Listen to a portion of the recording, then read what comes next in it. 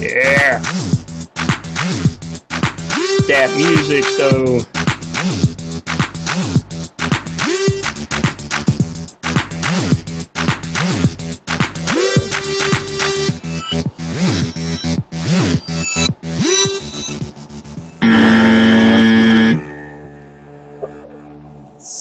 By the way, on a note about music, I sat up last night till 3 in the morning tinkering with my music software, and I had made a track, and it was all fucked up.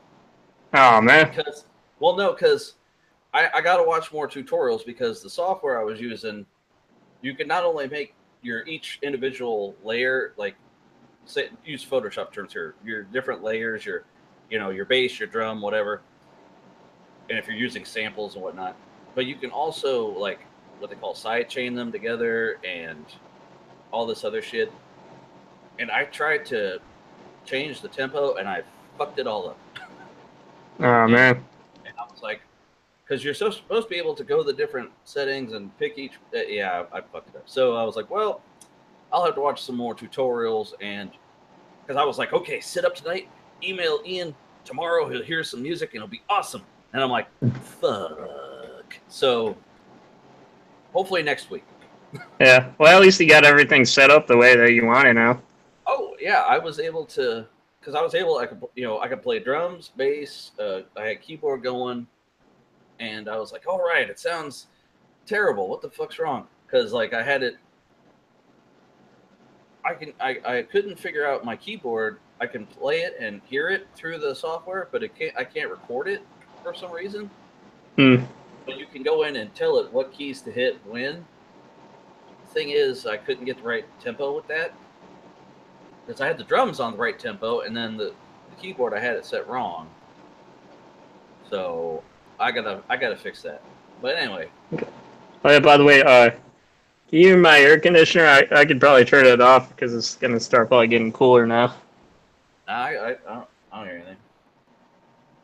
Well, I What? think hold on, because I think the thing keeps switching to me because I think it does pick it up. Okay. Hold on.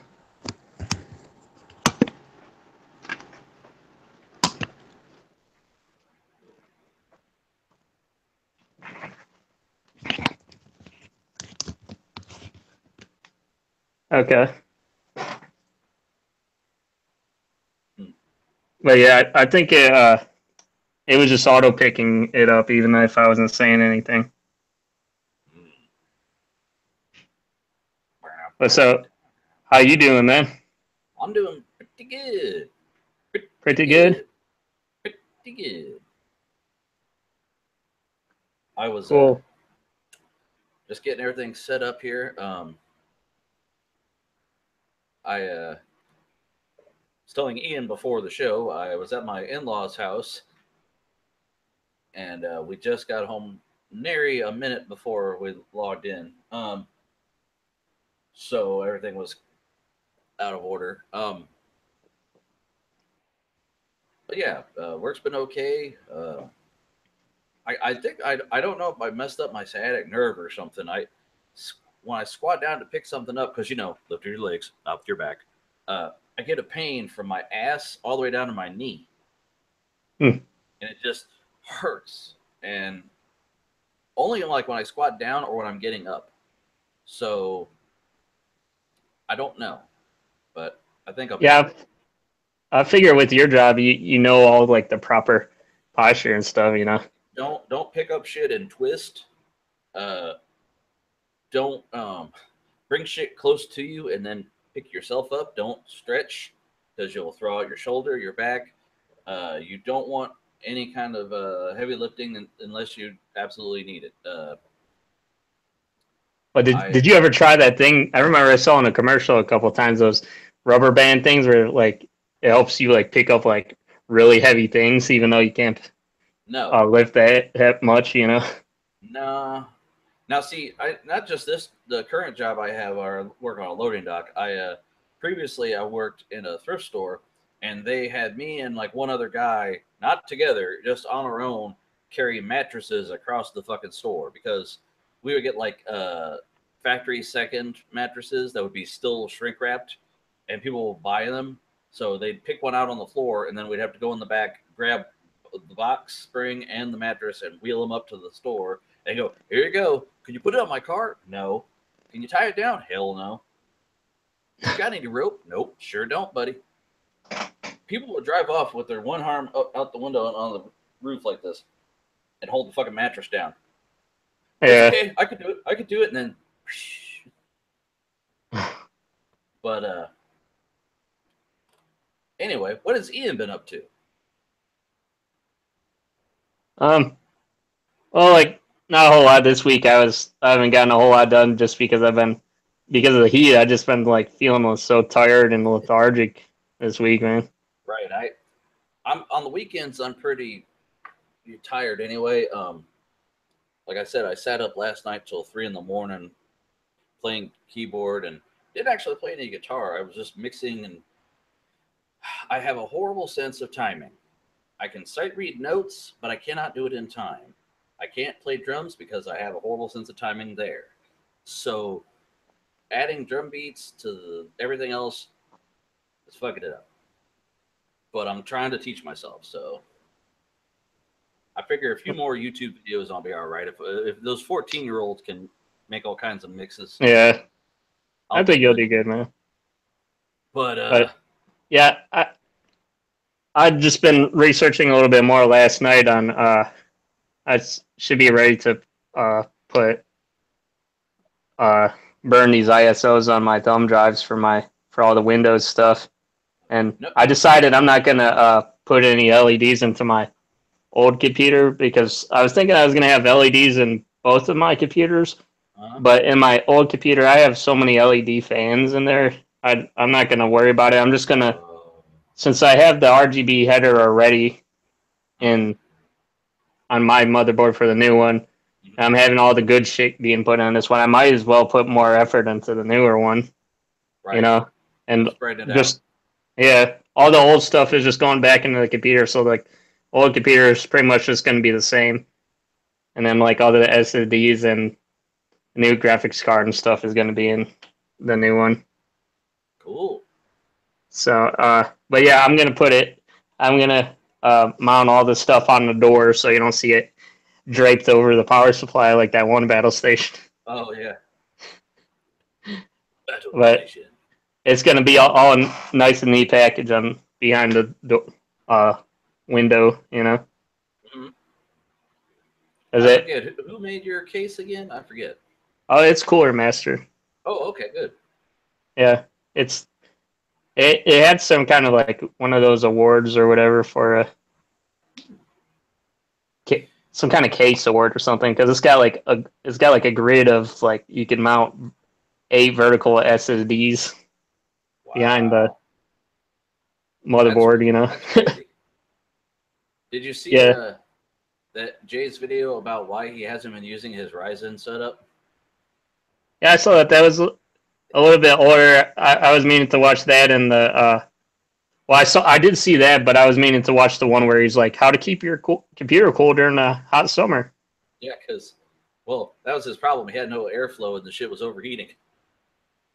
Yeah, that was pretty much the problem.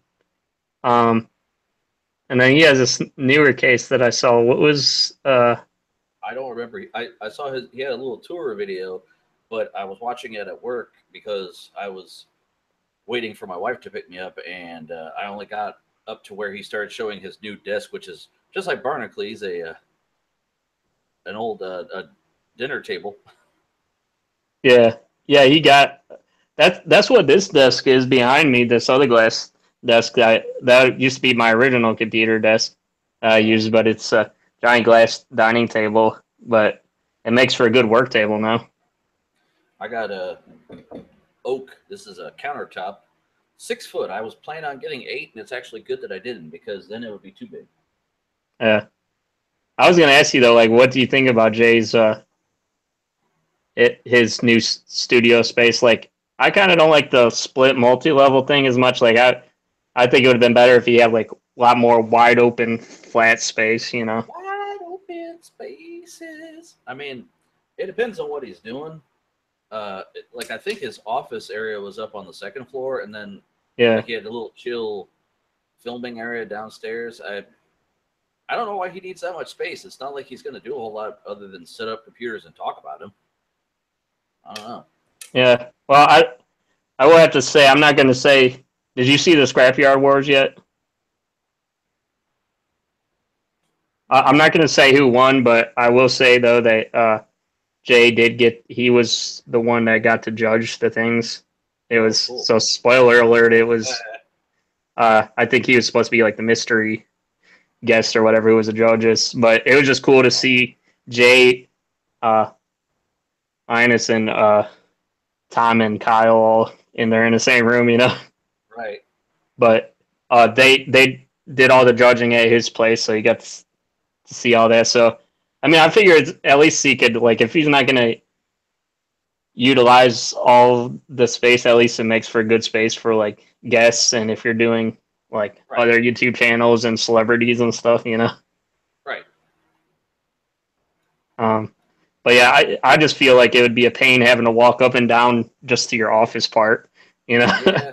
I mean, like I said, it depends what you're doing. If he's not, if he's just filming and then he goes up and edits, he's all right. But if you're constantly back and forth, I could see the pain in the ass it would be. Plus, he said he doesn't want to have his monitors up too high because then he has to look, and I guess he's going to explain in another video or whatever why he can't do anything about the skylights or whatever above him. Oh yeah. Because he said he's not going to do a whole lot of editing and stuff during when it's nighttime or dark out. Oh, I've seen a lot of room tours where people literally just have like giant lofty spaces, and I'm like, you stream video games? What do you? You sit at a computer like they're PewDiePie basically. PewDiePie. Yeah, like the one guy had a room with a couch with this like green screen curtain hanging up, and he's like, "Yeah, check this out." Behind this, he opened the curtain, he had a whole nother room set up, and I'm like, "The fuck are you gonna do in there?" So, yeah, I don't have space like that. I don't got the kind of coin to be well, it's like. Well, like me, like I have a 1-bedroom apartment, and like I could buy all the stuff I want to try to pimp it out, but it's still going to be a 1-bedroom apartment, you know. At the end of the day. Right. Well, the one guy I saw, I can't remember what his name was. He had it was a different apartment. It was like I guess his girlfriend's old apartment or his relatives. It was right next to his, so it was an entire apartment just for filming next to his house, like next to his apartment. So I like when LGR Lazy Game Reviews he broke the fourth wall and showed like he actually films in his storage unit, and he went to his house. Okay. He's like, yeah, I actually don't live right here. He's like, I'm a couple miles down the road, and apparently the internet couldn't understand that. They're like, my illusions have been shattered. I thought you did this all from your house. He's like, oh no, I don't keep all this shit in my house. And he's like, well, not just for logistics of how big the collection was, but he's like, when you are self-employed and you work from home and all your shit is right there, you don't cut off and say, okay, I'm not on the clock. You're still fucking going because that's all you do. And yeah, you become a workaholic pretty much. Yeah, and he was like, not able to do anything but work.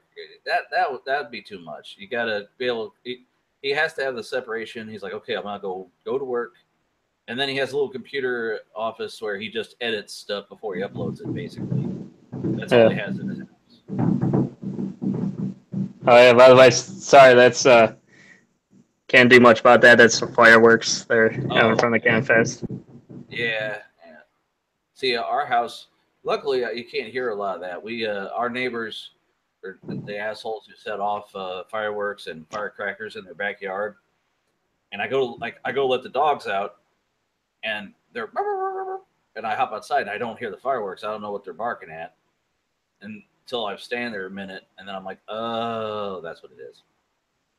But once you're inside, because we have the AC on the central air, and then our bedroom's got a window unit, and we have fans all over the place to keep the shit circulating. So we can't hear a damn thing unless it's like really loud. Right. like actual fireworks from some dude with firecrackers. We don't really hear too well. So. But yeah, it sucks that though because it's coming. My window is pointing towards the west, and it's they're from coming north of my apartment. So I understand the 4th of July. It's a great idea for a holiday. Fireworks are beautiful, but you let any asshole have fireworks. And the thing is, they don't set them off. You're supposed to set them off on, the 4th of July or the night before. You set them off on the 3rd at the end of the day. So on the 4th, everyone goes, yay, and then they go to sleep. No, the assholes who had their own fireworks, they set that shit off at night on the 4th. So you got to get up for work on the 5th going, you motherfucker, I hate. My last apartment, I was trying to sleep. I just laid down, put my head on my pillow, and outside of my bedroom window, a guy lit off a bottle rocket, went past my window, and I'm like, "Are you?" I opened my door. He's outside my door. Huh? I was like, "What the fuck are you doing, man? I'm here trying to sleep. I got work in the morning." Oh, sorry.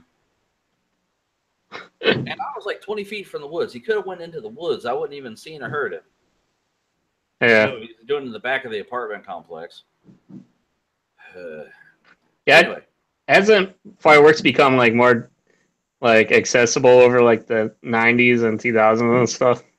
Before then, it was like not like hardly anybody did it, just like some sparklers and shit, right? right. When I was a kid, we had the shitty snakes and we had the sparklers. And now you can go to the grocery store and let the shit go off for like an hour. And did you see they had it a recall where they're like it could blow up at any time for some shit they sold at like Kroger's and stuff. Oh yeah. Well, But didn't you have to go? Didn't you have to buy them from like out of state vendors or something before like they weren't legal in Ohio? yeah, well, I mean, we've got that what do they call it? The that Black Phantom or something Phantom, whatever. When you're driving from another state over, you drive past the fireworks store, and like my friends from Pittsburgh, they went in there and bought them because they're like, "You can't buy them in Pittsburgh." I'm like, "Well, they're all over the fucking place in Ohio." So. Right. But I don't think that's a good thing necessarily. I think really it's not a good. You gotta have to be a certain age because I'm not saying little kids are setting off, but asshole children are setting them off that don't understand. Grown folks got to get up and go to work in the morning. Right. But that's just my thoughts. Well, yeah, it definitely sucks if you can't get like the 5th off. Like my dad's gonna try to take it off, but if there's nothing you can do, then that does suck because yeah, though. Well, you can't like a lot of places if the holiday falls on a weekend, then you get the next day off. So like say if the 4th was on Sunday, well then we'd get Monday off. Well, also to get paid for said holiday, you have to come in, the rest of the time that week. So Right. if Monday is the 4th, but you also missed Thursday, you don't get holiday pay. In fact, you don't even get because they're paying you for 5 days, but if you only work 3 instead of 4, it gets really stupid. So you gotta. Plus, I got vacation coming up, so I gotta try to save up all the PTO I can. Yeah, But I understand that. But anyway, yeah, I mean, I like the 4th and stuff because it's good family time. It's a holiday. yeah, I liked it better when my wife's grandma was alive because we'd all get together and go to her house. And now everyone's separated. Like half her cousins are in Kentucky, the other one's in Florida. Because my family, we don't really get my brother, my mom, my dad. That's it. We don't go to any other real. Last couple of years is the first time we've had family reunion. On my dad's side, it was the first time we've had one ever, like 4 years ago, I think. No, wait, no. The first one ever was before I met my wife. Damn, that was 8 years ago. Jesus. I'm old now. Did you know that, Ian? I'm old. You're not that old, man. Well, You're like, still young. You're still on the right side of 35. yeah, okay. But now, like you, like my family growing up, my mom's side, we had been to family reunions before. On my dad's side, I had never been to a single one, and everyone's like, "Do you think they'll show up?" And I'm like, I don't know." And I had these old gray haired people coming up to me. Do you remember me? No. Who the fuck are you? You used to be this tall. Why would I remember that then? I don't remember where I shit last. Well, who are you? So, Right. But anyway, sir. yeah, I don't think I mentioned the reasons you're here in fireworks is because I went down to I was telling Frank before we came on that I was at Kent. It's a festival called Kent Fest that I was at since I live in Kent. So they just have like a lot of vendors and stuff downtown, and my parents have been starting up their own like dog bone and treat and like bed, like custom Yeah. dog bed business, and they had like a booth set up there. You just pay like $100 or something, and they were making a lot of money there. They were they even had it where they were taking like credit cards and stuff with their phone. Oh, sweet. Yeah, with the PayPal or whatever. They didn't have the Square thing set up, but I guess they're still kind of working on that stuff. But That's cool. The here in where I live, the square is right down the road for me, and they always have like all our festivals there. And usually, when my window's open, you can hear because they have like live bands and stuff come play, okay, so you can hear all that. But I yeah. got my windows closed. I got headphones on, so I ain't hearing shit. Yeah, you said you were at where were you doing at your in-laws? You said you were Yeah, well, my visiting. yeah, we go over every once in a while. I had over the winter, I had two tires go bad, so my father-in-law also has the same model car as I do, so he gave me two of his snow tires, and he had the other two on his car. And I was due. No, I'm not due for an oil change yet. That's right. I thought I was. Anyway, yeah, I brought it over, and he swapped out the tires, so he has a whole set now. One of my tires actually had a nail in it, but it was still holding pressure. It's a funny thing. Huh. Yeah, Yeah, those kind of tires where it's like it oozes or whatever to fill up the hole. you mean like that green slime? That's a thing you do if your tire is going flat, you stick it in and it'll the green slime will fill up the hole and it'll pressurize it to where it inflates it a little bit. No, no, this just happened. It had a screw in it. You could see it didn't have a head, so I'm not sure if it was a screw or a nail, but it was holding pressure. But usually, if it has one in it, you can hear it go, or like if it's wet, you can see it bubbling. That's the one thing. If your tire has a hole in it, and you don't know where, you can wet it, and you'll usually see, or get soapy water on it, and you'll see bubbles come up. Hmm. But Yeah, do you ever watch that guy Crazy Russian Hacker on YouTube? yes and no. Well, he did a video about this like this jacket or whatever that was like self healing, where if you poke holes through it, he tested like various thickness nails and stuff, and poked a hole through it, and you like rub it and stuff for a little bit, and it's able to like heal the hole and stuff. So it's kind of cool, I guess.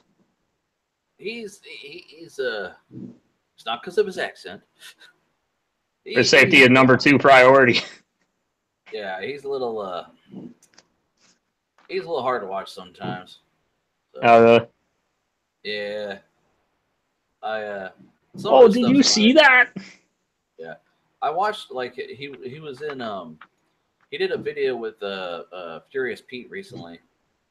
Yeah, they did quite a lot of collabs, like a little while ago. So that was cool. They took like a Big Mac and fries and dipped it in liquid nitrogen. They're like, I wonder if this is safe to eat. I'm like, no, don't do that.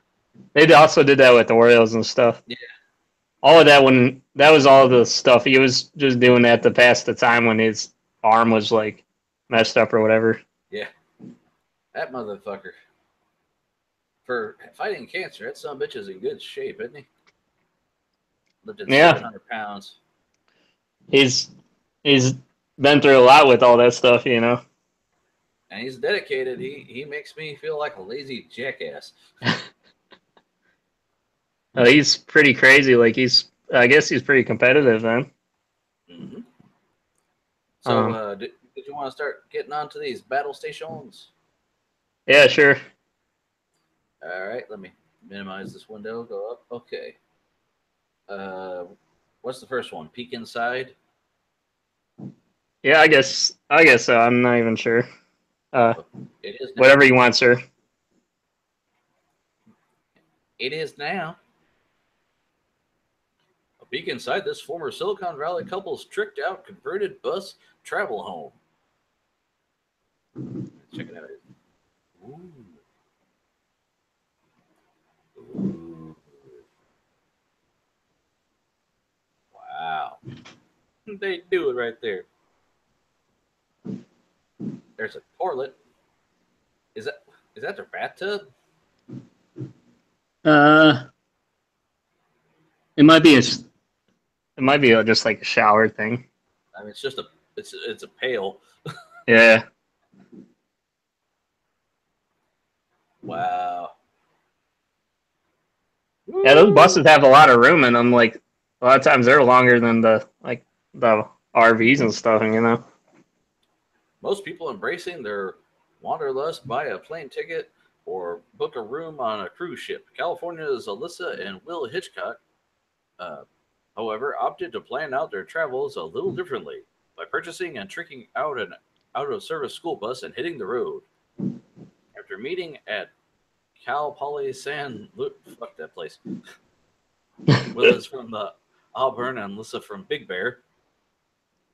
The two moved up to Mount View to take jobs in tech. After deciding to start their own company called Camp 4 Creative, wherein the duo provides design services and front end development for SaaS startups, uh, they were faced with an interesting realization. Originally, I thought that being in Mountain View would be a huge selling point for us, but we quickly found that even when our teams were just a few miles down the road, they preferred to meet with us on Skype, says Alyssa Hitchcock. This led us to embrace the remote work trend by moving to Boulder, Colorado. And then the bus came along. The two, deciding to put their mission on wheels, began searching for an old school bus they could convert and use to explore their love for the outdoors around the American West. Once they found one, a 2001 GMC uh, Bluebird conventional, they got to work riveting, rust grinding, and painting. About 8 months later, with a lot of work and money behind them, they set off. Since then, they've traveled through most of the western states, enjoying the best mountain biking, trail running, hiking, and camping that our public lands have to offer, Hitchcock says. One of the big goals of the bus project was to find a community that inspired us to put down roots, and we found that in Bozeman, Montana. Hmm. So now, as the Hitchcocks are starting a new chapter, we've decided they're ready to power with their beloved Bluebird bus and have put it up for sale. Yeah, I don't care about that. Yeah, I didn't read any of the stuff. I just thought that they were, like pretty luxurious and stuff. And Ooh, fancy and shit. I mean, it does look nice, but all that work. I tried to make it so that each of them I knew would have some kind of like computer setup or something in there. Right. Um, That's Ian's theme this week is people with tricked out buses.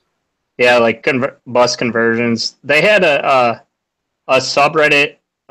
It was called, I forget. It was called oh yeah, like uh I think it was called our van dwellers or something like that. That was kind of like converted vans, but it wasn't that good. So I had to kind of like scour the internet for these. There was there's a group of like what do they call those guys? Doomsday preppers that buy Yeah, like They buy a bunch of old buses and then they dig into the ground and they put the buses in the ground and turn them into like a bomb shelter. Really? Yeah, that's fucking crazy. Yeah. But hi, I'm Hank and I bought a bus. Yeah, it's a whole website. Wow. Well, I'm just gonna scroll through. There's obviously more room in this bus. A lot of wood. I would. Yeah, I imagine this guy's a carpenter by trade. Yeah. Each of them, I think all three of these had some kind of LED lighting going along this Yeah, because you top. don't want to. Whoa, that's an animated GIF. You really don't Yeah. want to sink in light bulbs or hang a light fixture from the limited ceiling. You want to just stick on the, LED and hide the wire. That's about it. Yeah, he's made that like a modular kind of like bed or something. You could convert the two couches into. Yeah, well, like an old camper, that's how you would do it. Like you'd have two chairs and a table, and the table would fold up, and then you could also turn it into a bed at night. Yeah. So this makes sense. But they did have, I think towards the back there or whatever, they had like some kind of computer setup Yeah, or he had something. a laptop. I mean, if he's doing a blog about it, I Yeah. rode around on a bus I bought. That's a big fucking bus.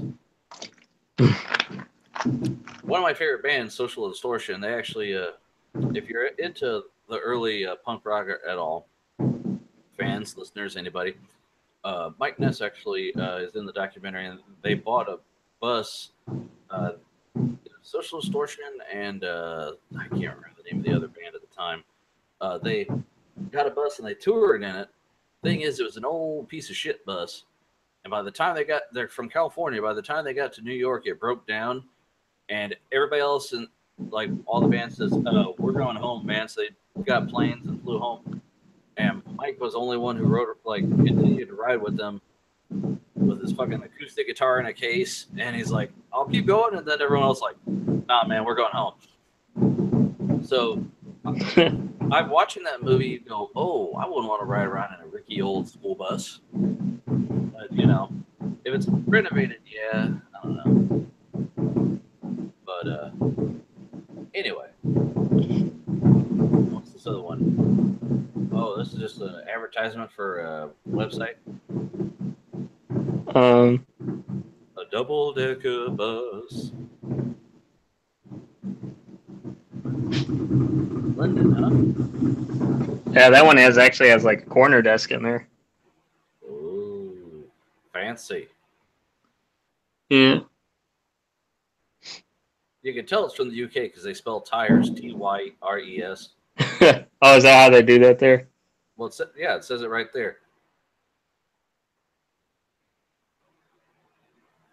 Would you like to see the ones that I picked for this week? Well, which one do you like the best of mine? I like this one because it's the first one because it's kind of homey and cozy. Yeah, me too. But then the other one seems bigger, and the wood is just like very calming and soothing. Yeah. So I'm gonna say this big ass second one. The second one. Yeah, granted the cockpit's dirty as shit, but if you close that off, you imagine you're in Nickelback's fucking tour bus. Yeah. But he's got a little sunroof. You could sit up there and have him a beer. He says, "Skylight." Yeah. What about you? Which is your favorite?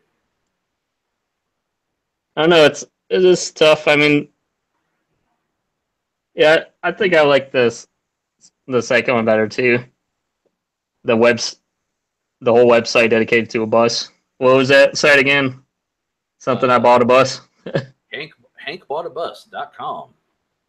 .com. .com.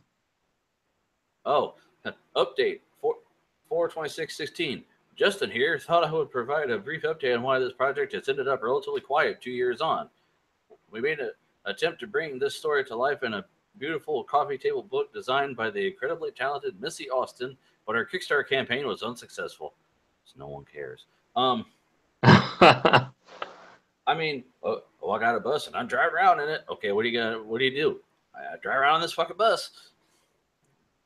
Oh, what do you expect to do? Like tours or something with it?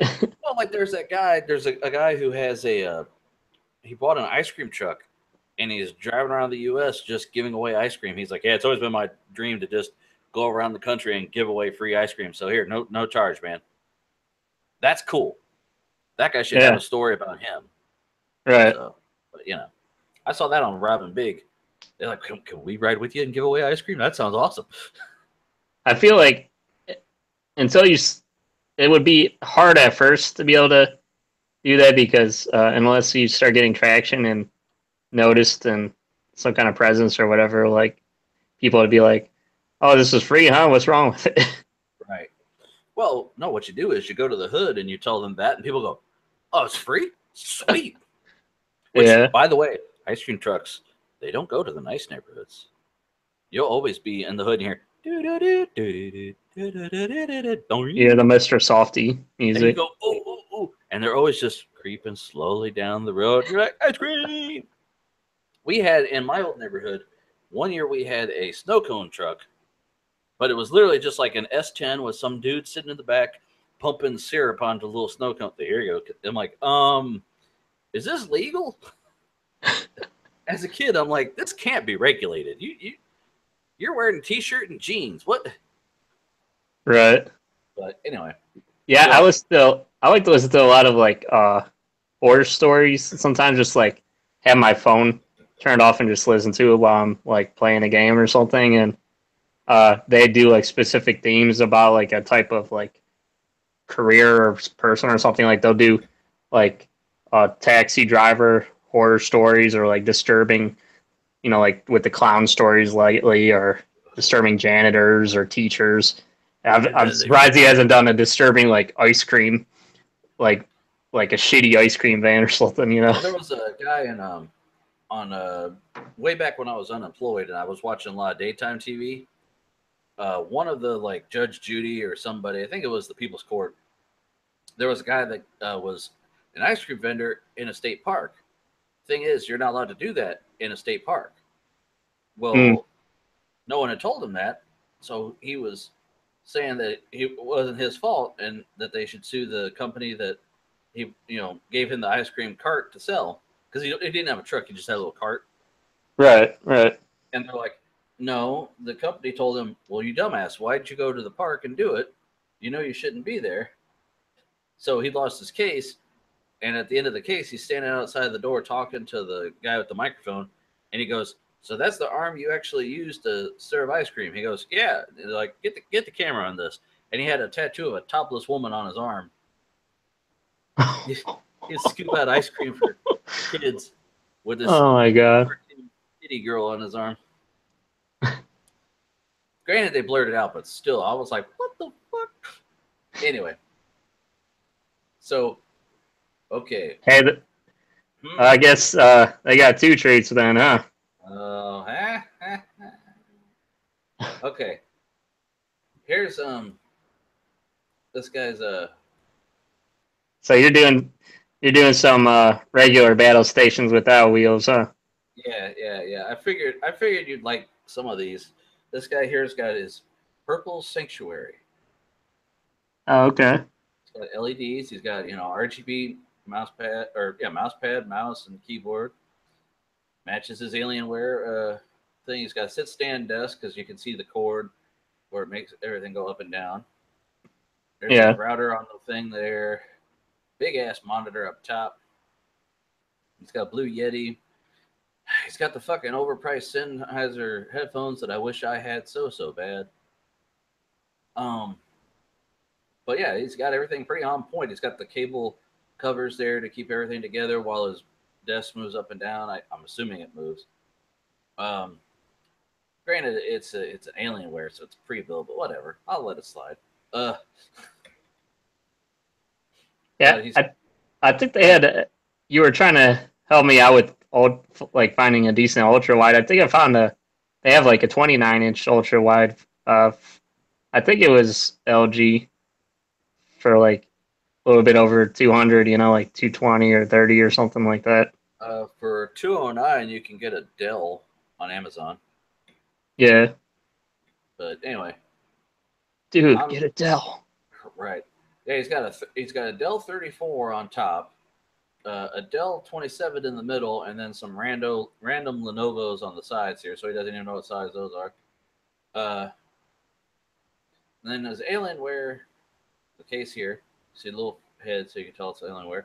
The i7, the Alienware Aurora R5 with an i7 6700K, GTX 1080 Founders Edition, 16 gigabytes RAM, Samsung Pro 512 boot drive, 512 gig for his games.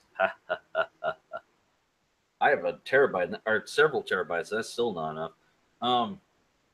Seagate 3 terabyte external backup. Yeah, whatever. And then he's got that a little shelf here. He's got one of those lamps that from the distance looks like a 3D. See, it looks like 3D. Woo, little shape. It's just a piece of plexiglass with a light shining through it. Right. In here. See it? And he's got a bunch of drones, little mini drones. Yeah. You see the LED back here. Yeah, he's got the HD 700s. He's got an IFI micro IDSD for his audio device, and a Blue Yeti microphone, and yeah, there's that. See, it looks 3D if you look at it at the right angle. And he uses a rain meter, so it tells him the weather and time and date. Yeah, I remember we were talking. You're like, man, that voice meter is way too complicated. Yes, I for what I'm doing at the moment, it's too much. If I was plugging a bunch of shit in and changing stuff up, I could see it. But at the moment, no. So no. Yeah. But This guy. I didn't mind doing it because I knew I would have to for the show. I'd have to get into all that stuff anyways, and you just kind of get used to it, Yeah. See this guy. Look at all his figurines on his desk here. Don't shake that disc. Right. He's got like looks like amiibos or something on this first tier, and then he's got all these like anime figures up here, and like his one monitor is not even on. Which that's the thing. People always post 2 or 3 monitors, and one of them won't even be on. I never understood that. Yeah, well, that's the problem. Phones. Oh yeah. And he's got the he doesn't have it at the right angle for you can see, but he's got the mouse pad with the girl anime girl with titties right there with the gel pad. Yeah. Well, that's the problem is a lot of people can have really great setups, but they don't really present them that well. Right. Now, see, the funny thing is, I picked this because all this stuff. What do you think was the first thing I noticed about it?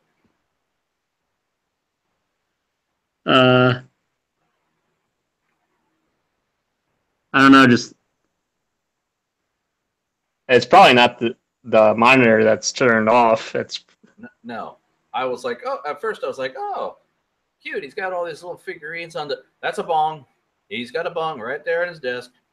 oh yeah, Just right in the middle of his fucking desk, right next to his mouse pad. So, yeah. I was like, oh, okay.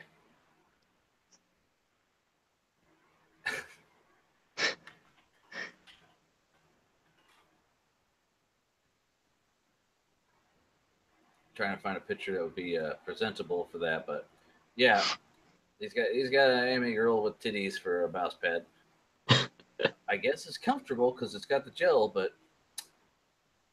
yeah. Anyway, Get it on, hit a bong. Get it on with your dong. Get it on. My last setup for the evening is a combination of stuff I thought was cool here. How you doing to look at that minimalist setup, that weeb. Right? Now see he's got it's an IKEA setup. He's got the little trestle on the right here. He's got the actual these are the same drawers I have on mine. I have 2 of them. Right. He's got a Corsair case, dude. You might like that. That's cool.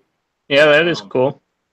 He's got the Groot. I think that's the mug that when you will go see Guardians of the Galaxy 2, it came in you could buy a Groot cup, which my wife and I almost got, but we're like, I can't see paying that much for it. Now I was also looking because he's got an LG ultra wide. I was like, okay, that's cool. He paid a little too much for his stand because it's got that swivel, which who gives a fuck. And see, he's got the little miniature keyboard. What's up with that? But those speakers are fairly decent. They're Edifier studio monitors. I was actually looking at a set because remember back when we saw the guy who had wood grain on his speakers and it matched his desk? Yeah. I started going, well, maybe I could find a set. And I looked, and that was when you go onto Amazon and type studio monitors with wood. That's the first thing you see. Right. And then he's got a little Yoshi doll over here. He's got a MX Master mouse.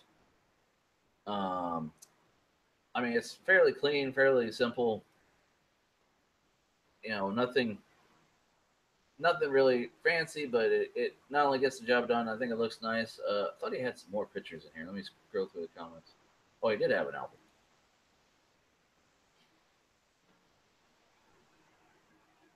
Yeah, it's just different shots. Oh, okay. It's got Corsair liquid cooling, gigabyte graphics card. Oh, a little jar of pens. Mm. Oh, you're Groot. There's his custom keyboard. Yeah. It's tiny. I'm sorry. I got to have a big monstrosity. Yeah, you said you liked that movie, though. Oh, Guardians of the Galaxy. I loved it. The second one was pretty good. Oh, yeah. It had me crying like a little bitch. Yeah, well, I don't know. I'd like to see it and stuff. I'm definitely gonna go to the theaters for that Thor movie, that Thor Ragnarok, because that's gonna be like. Did you see that Civil War movie? No. Oh, okay. Yeah, I'm all about the Avengers stuff. So. I like Guardians of the Galaxy. Trying to think what other ones. Obviously, I like Deadpool. Really haven't got into any. You haven't seen that Logan yet, even though he's your favorite character. Well, okay.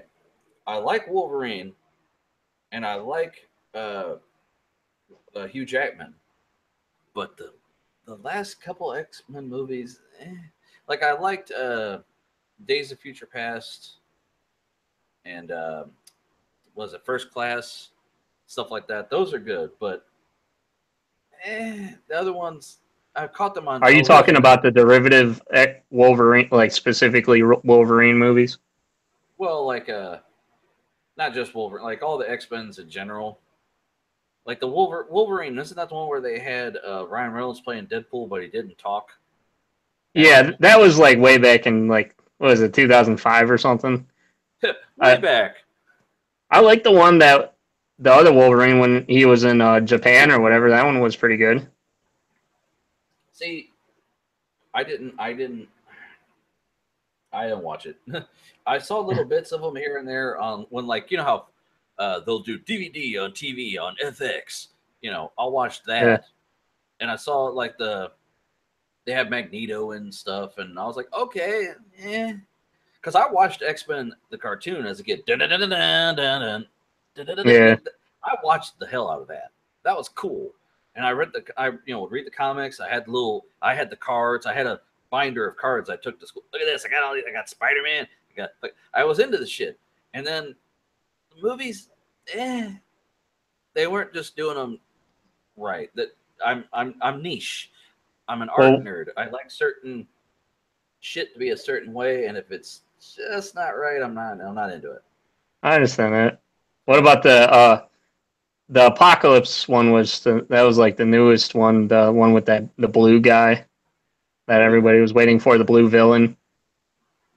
The guy with all the blue armor. He kind of looked like a Darkseid or something from Superman. Or Darkseid or whatever. Google search Apocalypse X-Men. Image search.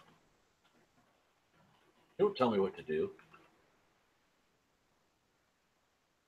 What's a suggestion? Do you want to see him?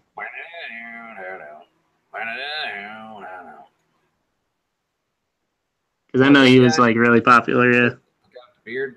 Beast. No, the blue guy. He has the one where he's the guy with like it's kind of like a helmet or something. Oh, this guy. Yeah. No fucking idea.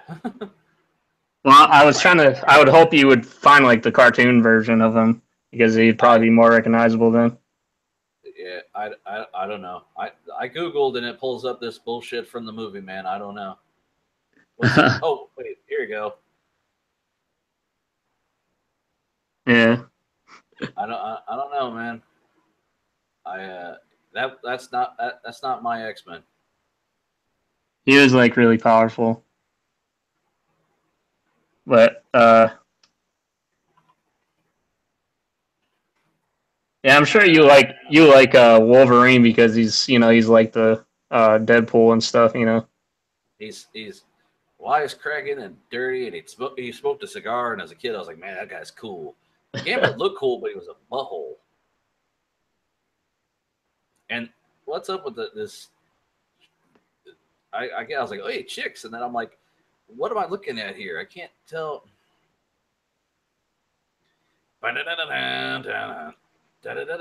Okay. Yeah, I was thinking, man, that would really suck for Iron Man if he had to fight Magneto. I am Iron Man. Down. Okay, so anyway, my 3 stations. We got this one. Well, we got the guy with the figures and the bong and the titties. We got the guy with the purple. I'll bet you let the guy with the purple. I'm going with the PPEs. With the what? Purple people eaters. Have you ever... Hold on. Purple.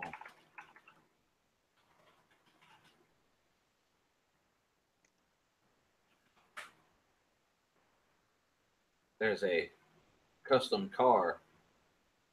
That's the goddamn purple people eater. Nice. Look at that goddamn thing. The motor is higher than the car. Yeah. I pull up a video, but I don't want to get striped. But oh my god, like, I mean, look at these people standing next to it. You can't stand next to this thing. I mean, you can't stand in this. You can't even sit in it. You got to squirm. Yeah. It's made to go fast in a straight line, and that's it. There's no comfort. There's no safety. There's no nothing. You're just pretty much on an engine, right? Yeah, you got frame rails. See, here's some hillbillies sitting on frame rails. The engine's up in the air. You can't hear yourself think. You can't. I mean, that's the motor looking at you. You can't see where you're fucking going. You go, I can only go straight. I can't turn the wheel, and you hit the gas, and you hope you don't hit the guy next to you. When you go that fast, you're only thinking, God, I hope I don't die. Would you ever drive one of those, like, those tricked out, like, monster vehicles or whatever? Monster vehicles? Like the family, the Munsters. You mean the Munster coach? Yeah. Let's see. Hold on.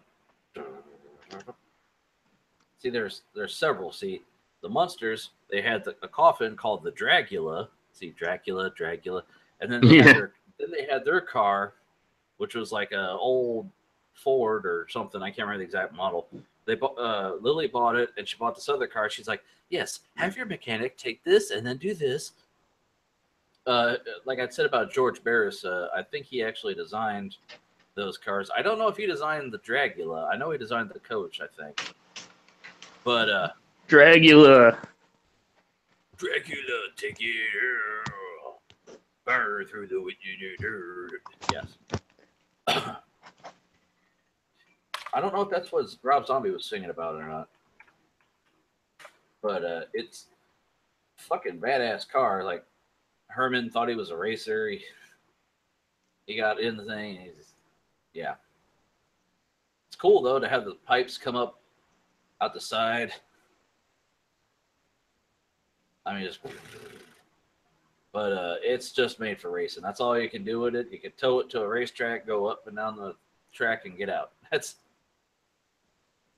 Yeah, I remember I went to a drag cars show with my friend in Pittsburgh one time, and a lot of them were like cars where, with the rivets in them that you just like replace right there. yeah. My You peel, they get peeled off and stuff. yeah. There's actually a racetrack around the corner from here, actually. But I'm not into the fast cars. I like a beautiful slow car just as much. I'm too lazy. I don't care how fast I can get from there because now in the age of modern technology, you can have a car that'll go faster than anybody else, and it could be souped up within seconds of beating the other guy. Back then, if you just had a big ass motor, that's it. So, but anyway. Yeah. Oh, by the way, I was grabbing this just to mess around. My parents they were selling these at the festival too. Is these? I know you're probably tired of seeing this, but No! my parents have these the LED. Oh my god! And you could have like the Oh, crazy pattern on it and stuff.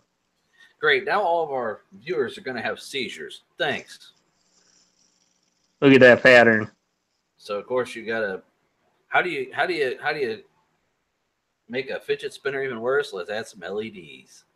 Well, here's how you could turn them all on. Oh God! Don't know. Oh man! Ugh. Did You you could see have that? this is like real crazy. Did you see that mother that was saying that her son had a Bluetooth fidget spinner that was plugged in and it melted? And we heard this on the news. My wife and I both said the same thing. Why would you need a Bluetooth fidget spinner? And because my wife's like, well, why don't you plug it in? I go, well, because it's Bluetooth. You have to plug it in. She's like, oh, that takes battery? I said, yes, of course it does. Just like in your car, it takes battery for, I have a Bluetooth adapter, and all it is a box with a plug to plug it in and a button to turn it on. That's it.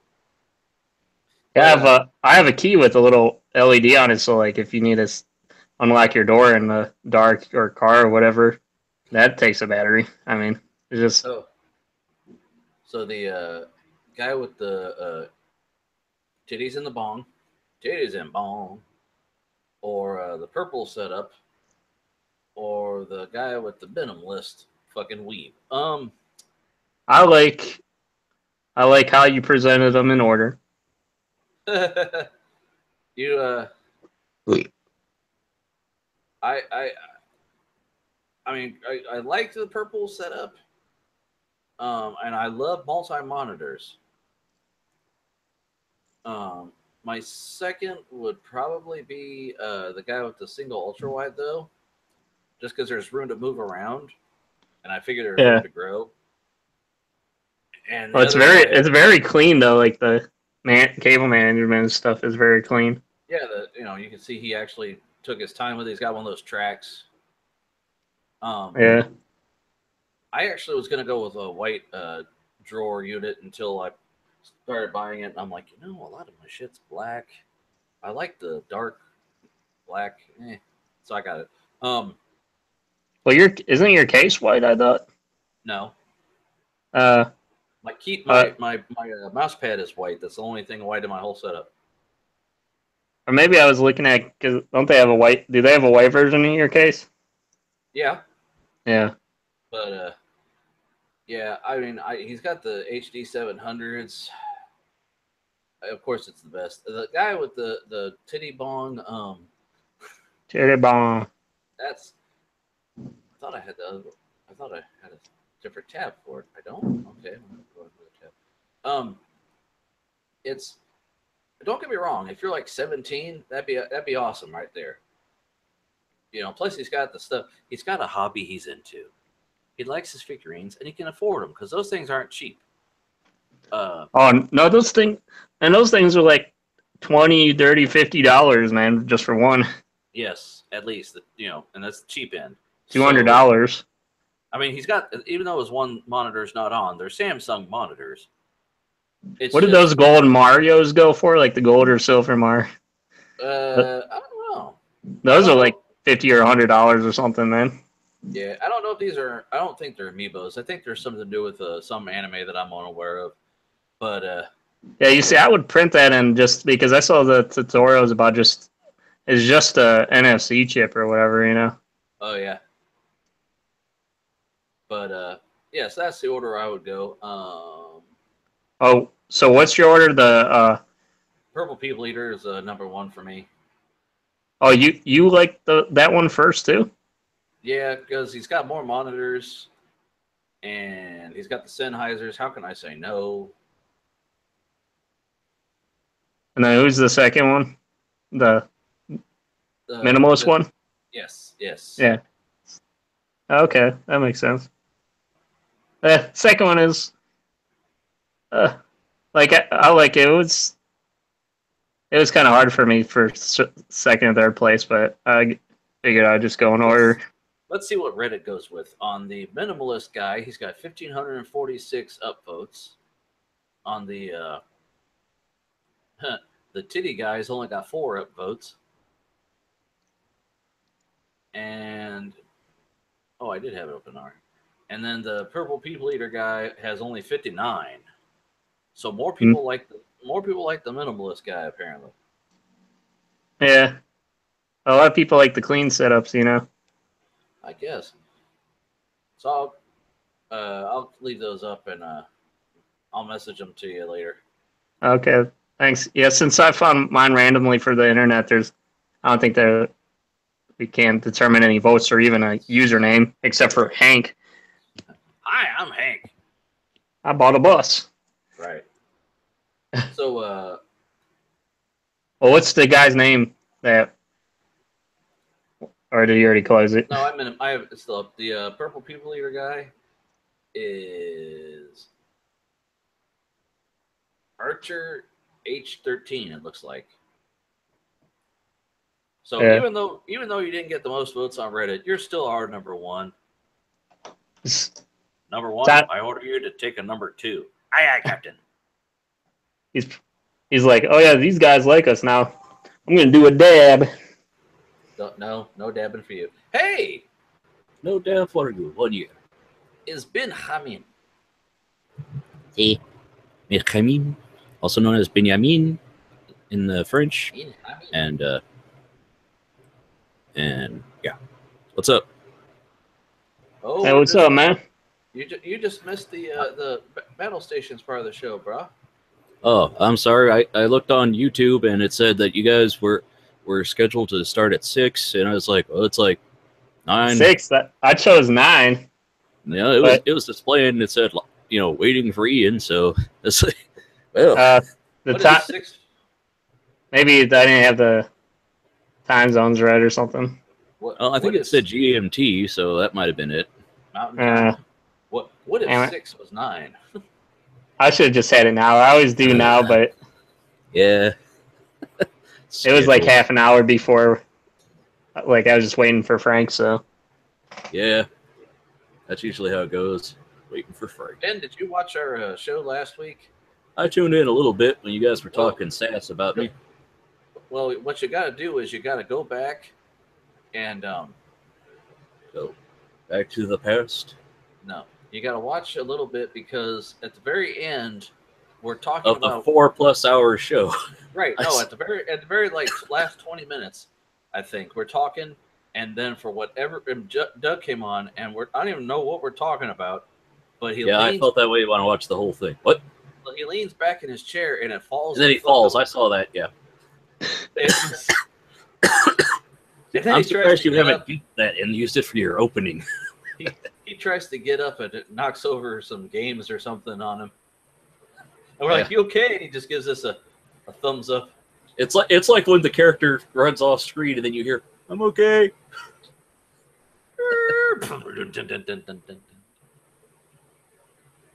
He's all right. Yeah. So, what's going on in Ben's world? If I could do a Bobby's World voice, I would, but This is Bobby. And she's Egyptian because she's on her pyramid. um, Anyway. well, let's see. I went to Taco Bell. Had some lunch for dinner, I guess. You had lunch? What'd you have for lunch? Taco Bell. Oh, I thought you just went there to hang out, man. Well, you know, some kids do that, but I'm a 34-year-old man. Ain't got time for that nonsense. Shit. So went and did that. Hung out at Barnes and Noble for a few, and came back. Been relaxing, trying to relax a little bit, sort some stuff out. Mm-hmm. So I saw you guys were live. I said I should come on since I didn't pop around last time, and gonna do some drawing too. So, Hey Ben. Yeah. Yes, Ian. Okay, I'm sure you're probably hating to see this, but I got one of these LED fidget spinners. Oh boy. My parents are selling them. That I was telling Frank and the audience, I was at Camp Fest earlier today because my family was down there. They have a booth set up because they're selling they make dog treats and like custom dog beds and toys and stuff. They're selling. How many of them damn fidget spinners do they have? There's a place down the They had street from tons of your them. house that has a big sign that says custom dog beds. I should probably find out if they're competing with your family. Well, just a short plug. My parents are Yip Yip Dog Bones on Facebook. You should probably just get a lower thirds thing on and just put the URL up on the screen at some point. So, Yeah.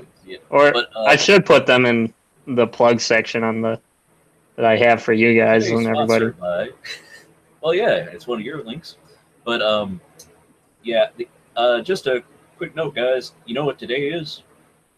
The best day ever. No, SpongeBob. Best day ever. It's Canada Day, which is the Canadian equivalent of the 4th of July. Yeah, we're not fucking Canadian, so. Well, no, but I know you will be by marriage. I know. I'm not. Well, I'm planning on moving up there, Frank. So, yeah. That doesn't make you Canadian, motherfucker. You're an Ohioan. That's how Fierce Pete. I say, what's up? Yeah, because all Canadians know each other. That's right. It's one big country. That and who else is Canadian that's on YouTube? There's like a lot of them, man. Yes. They have the internet up there, right, Ian? Anyway. I'm subscribed to a lot of them. Yeah. Hey, Ian, have you ever heard of the 3D modeling program Silo? Because I got it in an art. Yeah, that's for like doing the cloth and stuff, right? I don't know. And the fabric, like the garments and. I don't know. The demo on their website had like a double guy or something, So. Oh, that's cool. I got it in a bundle because figured Mac 3D modeling programs there weren't that many, so I thought I'd try it out, and I was like, well, oh, cool. I should ask Ian because he's the 3D guy, It's a really good program. I just didn't want you to say, it's a piece of crap. What are you doing here? And it's the best day ever. I'm just saying. I think it's a specialized program, though.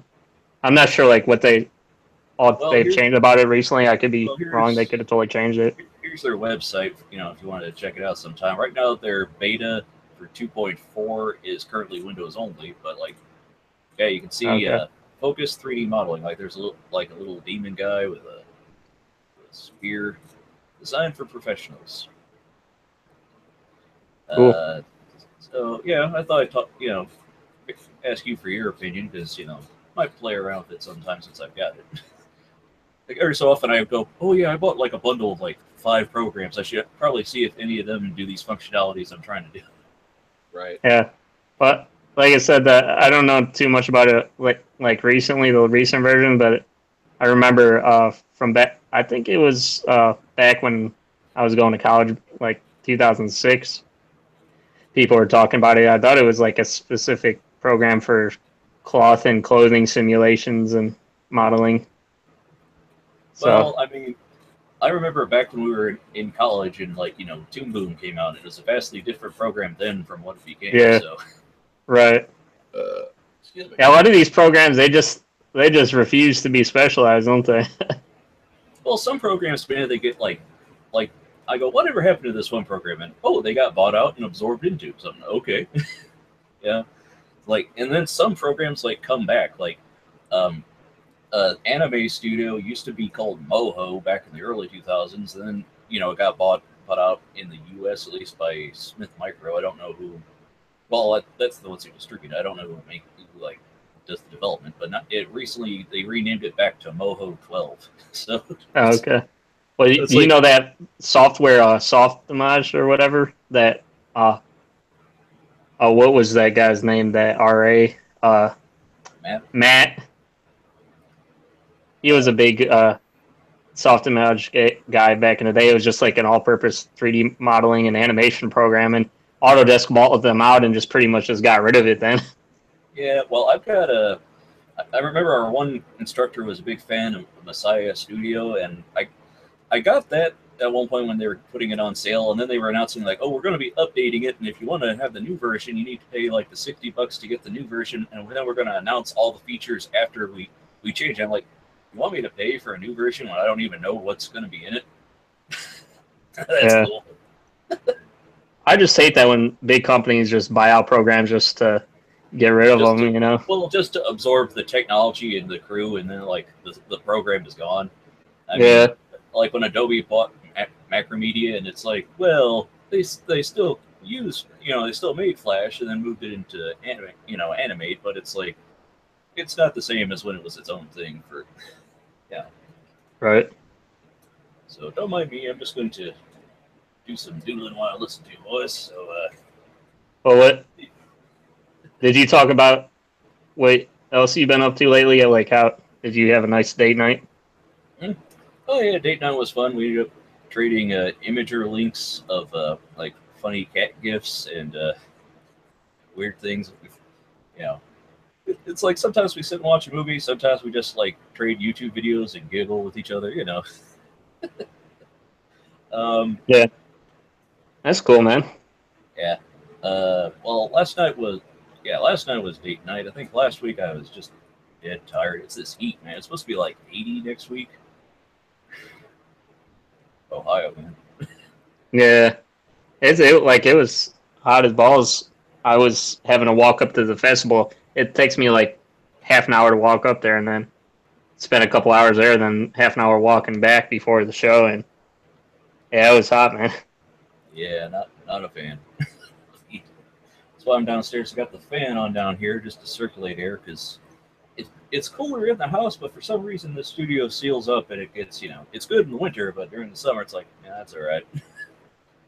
So, I don't know. Yeah. I've just been working on different things, trying to sort my to-do list by project, doing some more drawing, figuring out business stuff, figuring out animation stuff.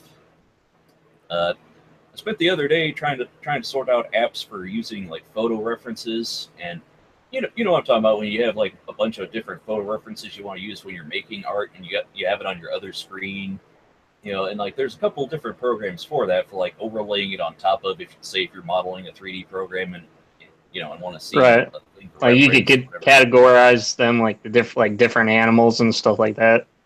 Well, that's the thing. It's like there's different programs for different needs. Like you can have just a floating, like you can drag the thing over and have it floating on the other monitor, or there's a thing where you can make like boards, and that's how I wanted to organize it, was be like, here's this artist, all his images and stuff, and then here's this other artist, and categorize them by board so I could flip through stuff rather than having to, save various big ones. But it's like, I don't know, all kinds of different stuff like PureRef and Quadro, I think there's another one, and Floaty, different things, just trying different crap. Right. So, what you guys been up to?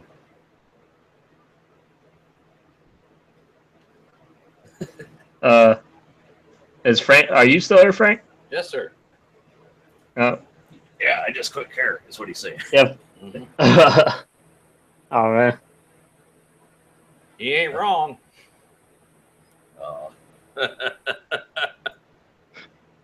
It's okay. Oh, we're asking about you, Frank. So I guess Oh, I'm doing okay. What you been doing lately? Work, and I was telling Ian and the listeners that I sat up till 3 o'clock last night trying to make music. With what that keyboard thing you got? Yeah, and I screwed something up. I got to watch a couple more tutorials because I screwed it up. I tried to edit the tempo and fucked it all up. Oh, I thought you might have messed up one of those plug-in things or whatever, those VSPs. Oh no, all the plugins worked fine. Everything sounded great. It's just I couldn't once I got it in, I couldn't tweak it to where I wanted it to.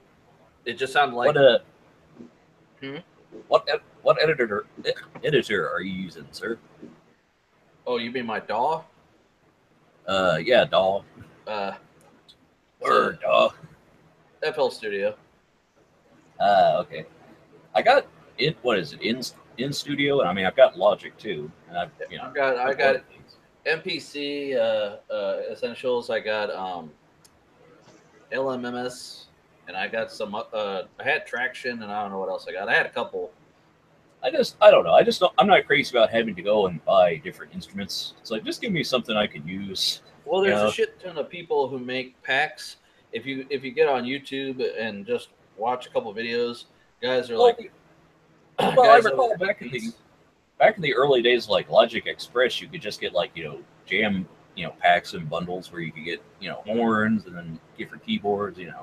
Right. Well, it's pretty funny. Like I watched a couple of tutorials on YouTube for different genres. Like if you want to make what they call lo-fi hip hop, which is this shitty, quiet hip hop that sits in almost like ambient noise that's in the background. There's entire videos are like, yeah, all you do is literally just go on YouTube and type lo-fi hip hop samples and then download a sample, put it in your DAW, one guy's like, play your keyboard over top of it. He's like, but jazz is just the black keys, so just hit the black keys and then that's it.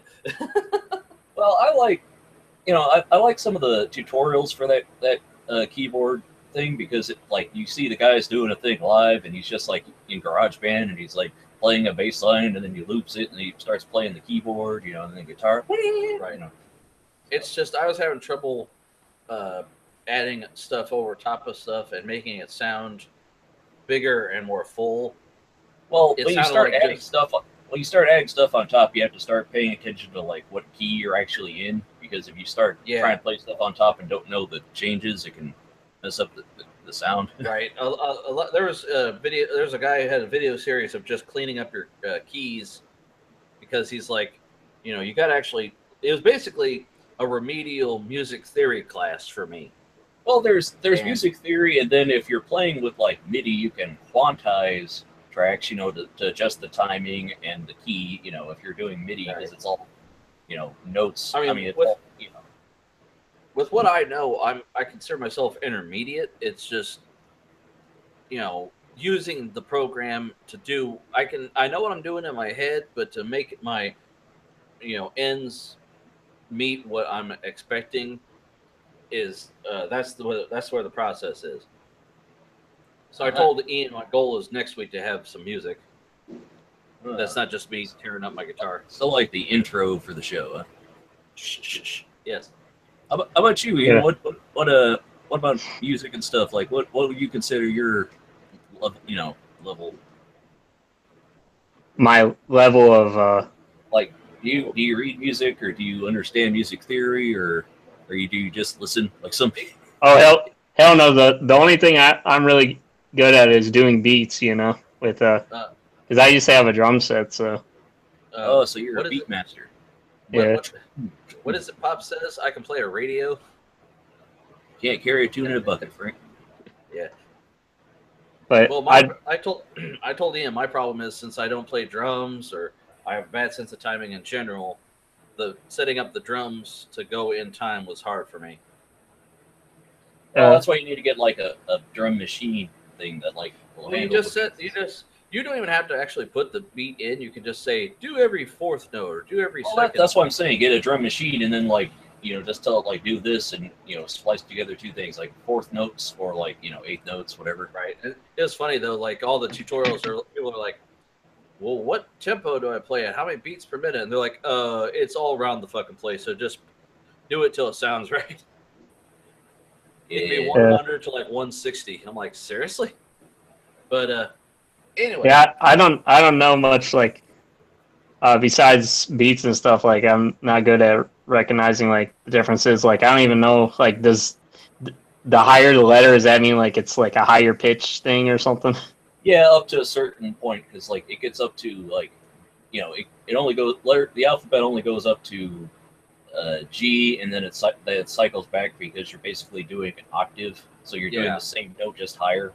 Like that's like what letter would be like a dog whistle, or it's not even audible?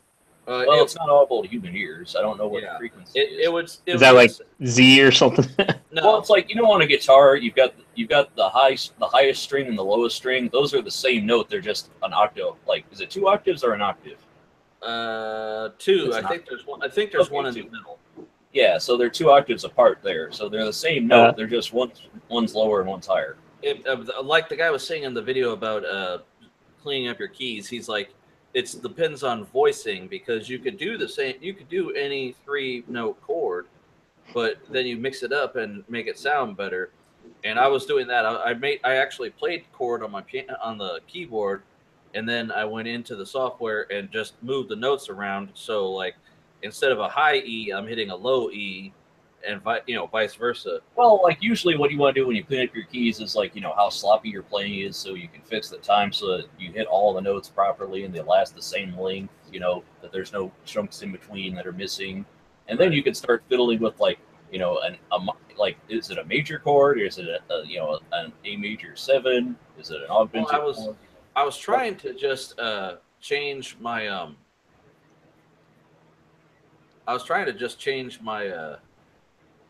where I could just play on the keyboard instead of program it into the computer. But when I selected the option, at first I could hear it, but when I selected it to get the sound from the keyboard, it wasn't outputting any sound. So I didn't know what I was doing. So I don't know why, but I'll take. You want to get your setups. You want to spend time figuring out your setup, and then spend time just actually learning to play.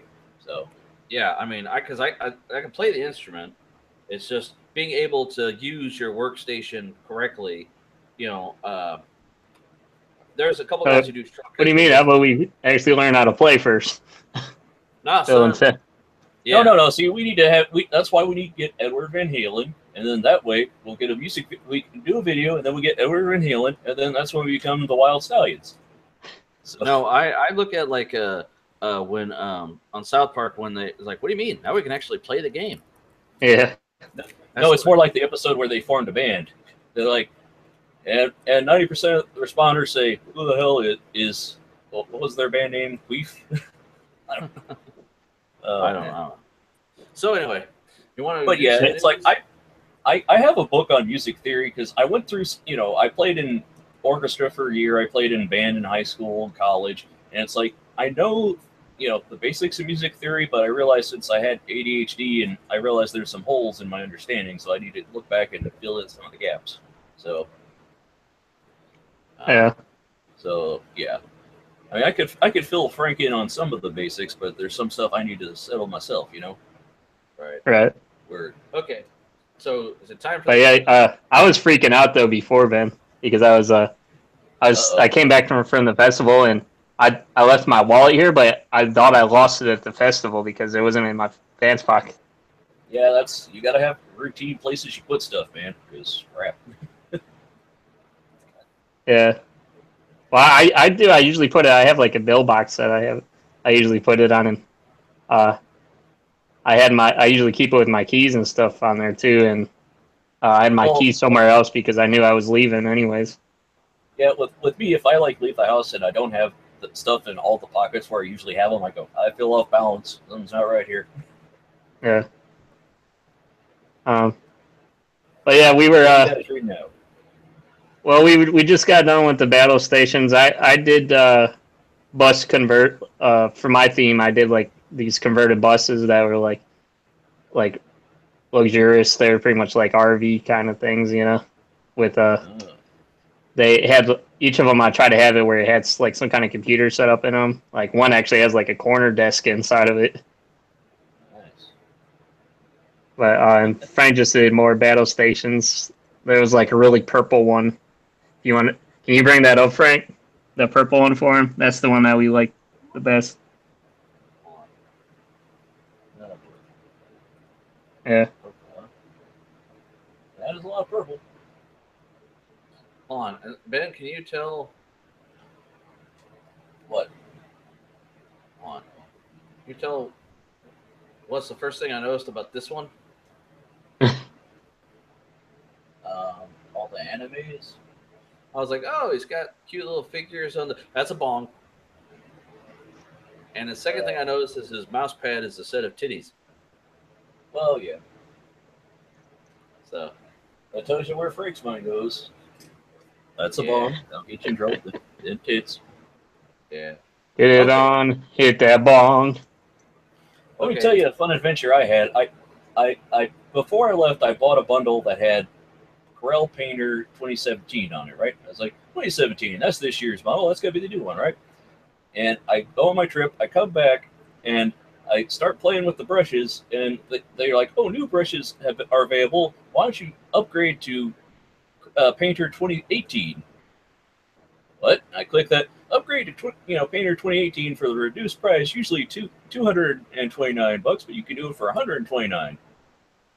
Like, I just bought this thing like 30 days ago. That's Yeah. the old hat. You don't want this. You want the new hotness. Yeah, I messaged their support, and they're like, "Oh, sorry, that's more. It was more than 30 days because it's like May 3rd or something." I'm just like, really? Like you got like, Yep. oh, you can offer a discount to upgrade of 120 something. When the bundle cost me like $225. Like, I really want to pay another $129 for a version of a program that. What differences are there really between this one and the last one? But I might as well because it's the new one. $120. Yeah, I hate when upgrading. It's like if you bought a thing within a month of buying a thing, they should let you roll into it because I would have waited if I knew there was another version coming out. But it's like 2018. How many days into 2017 are we? I mean, Well, that's what happened with me with my video card, right, Frank? Yeah. Oh, but the fun part was, okay, so I guess I'll buy it. So I go to buy the upgrade at the discount price, and immediately they try to add a 2-year download insurance for $14 and something. They're like, oh, in case anything happens, we'll save the download for you to be able to access for 2 years. I'm like, no, I just call that extortion, man. What do you mean? I got to worry about downloading this update again if something goes wrong with my computer? No, that's cheap. And so I turned that off, and then I go to buy the program, and then it adds a $9 plus sales tax on top of that. I'm like, you couldn't roll that into the price you gave me. I mean, yeah. I'm like, this is a reason why I will buy this program once and not bother to upgrade it until I find it on sale somewhere because that's some crap. That's crap.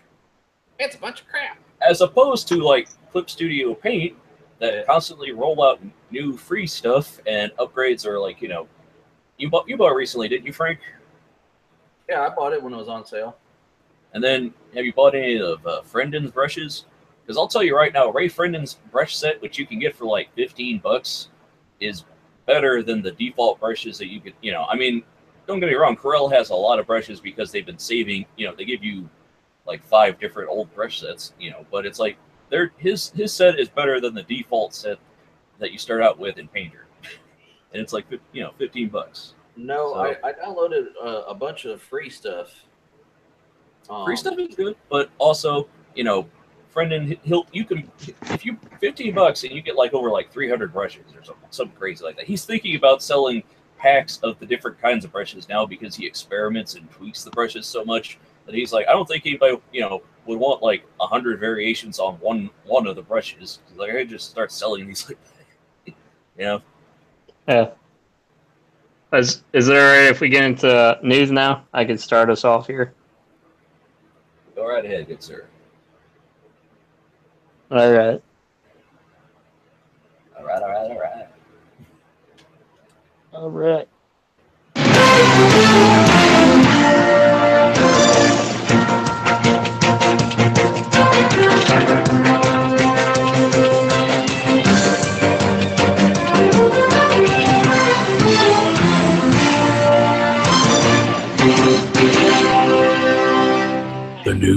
with Ian and Frank, and also Ben.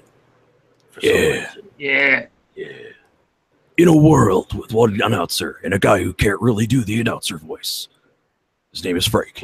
He can't do it. He's trying so hard, but he just can't do it. And Ben has a drawer that's fallen down for some reason. Okay. Um, Okay, so the first story here is video of satanic ritual at world's most famous physics lab is a hoax. Really? Oh, okay. yeah, I saw this a little bit ago, and because I saw a video on like this, like a horror channel or whatever, talking about this guy records this like secretly, I guess, records a video of like the people that work there supposedly doing some kind of ritual in front of that like goddess statue that they have there. Is this like how NASA had to come out and say they don't have a child slave farm? because Alex Jones was saying they did, and they're like, no, we don't. On the surface, it looks horrifying. A human sacrifice taking place on the grounds of the world's most famous science lab, but the viral video recorded at the European Organization of Nuclear Science was just a prank gone too far. The footage, which appeared to be filmed by a bystander watching from a nearby window, showed cloaked figures performing a ritual at night in an outdoor space near a large statue of the Hindu god Shiva. At one point, a woman in the video removed her cloak. She was then stabbed by another one of the shadowy figures, causing the person filming the video to cry out and run. At that point, the footage abruptly ends. The video was repeatedly dissected by conspiracy theorists, at least some of whom believed it was evidence of dark deeds at the facility. In response, CERN updated its frequently asked questions, called the video fiction, and blamed its creation on lab employees. Persons that are authorized to access the current site sometimes let their sense of humor go too far, and that is what happened on this occasion, the fact stated.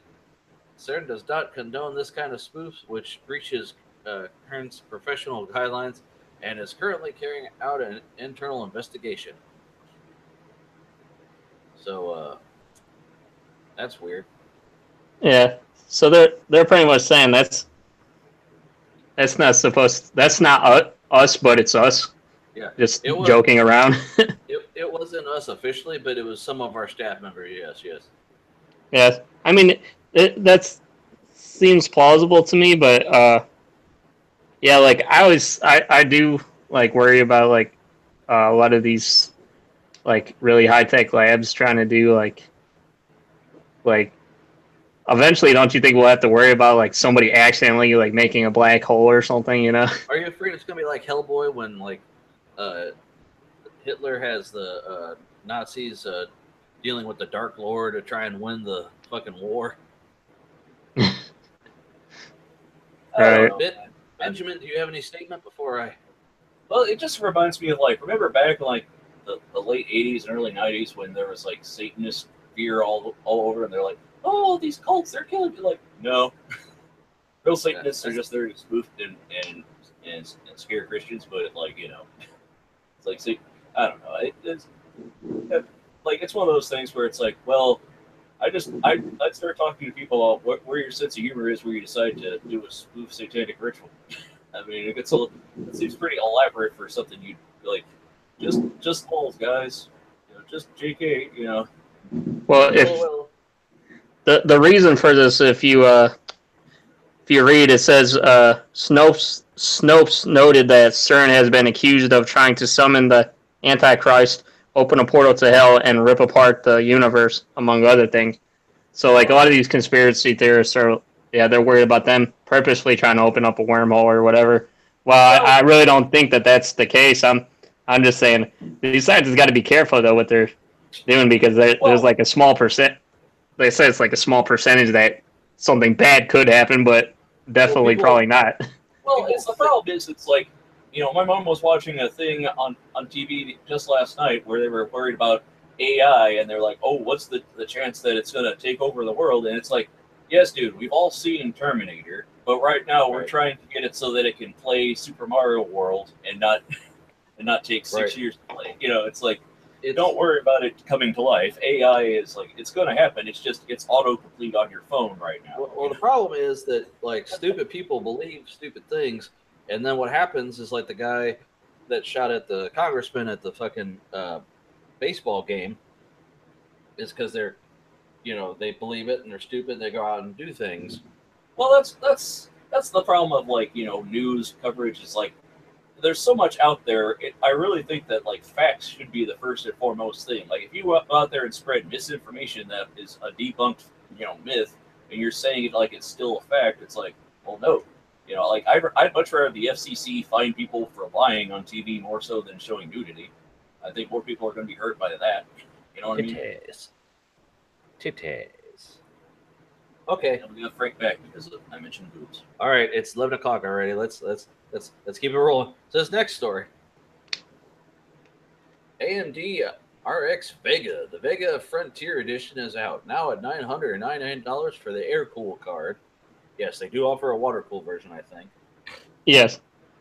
Update June 27th. Today is the day Vega properly launches. Oh, that's right, June 27th. I thought it was July. Oh shit.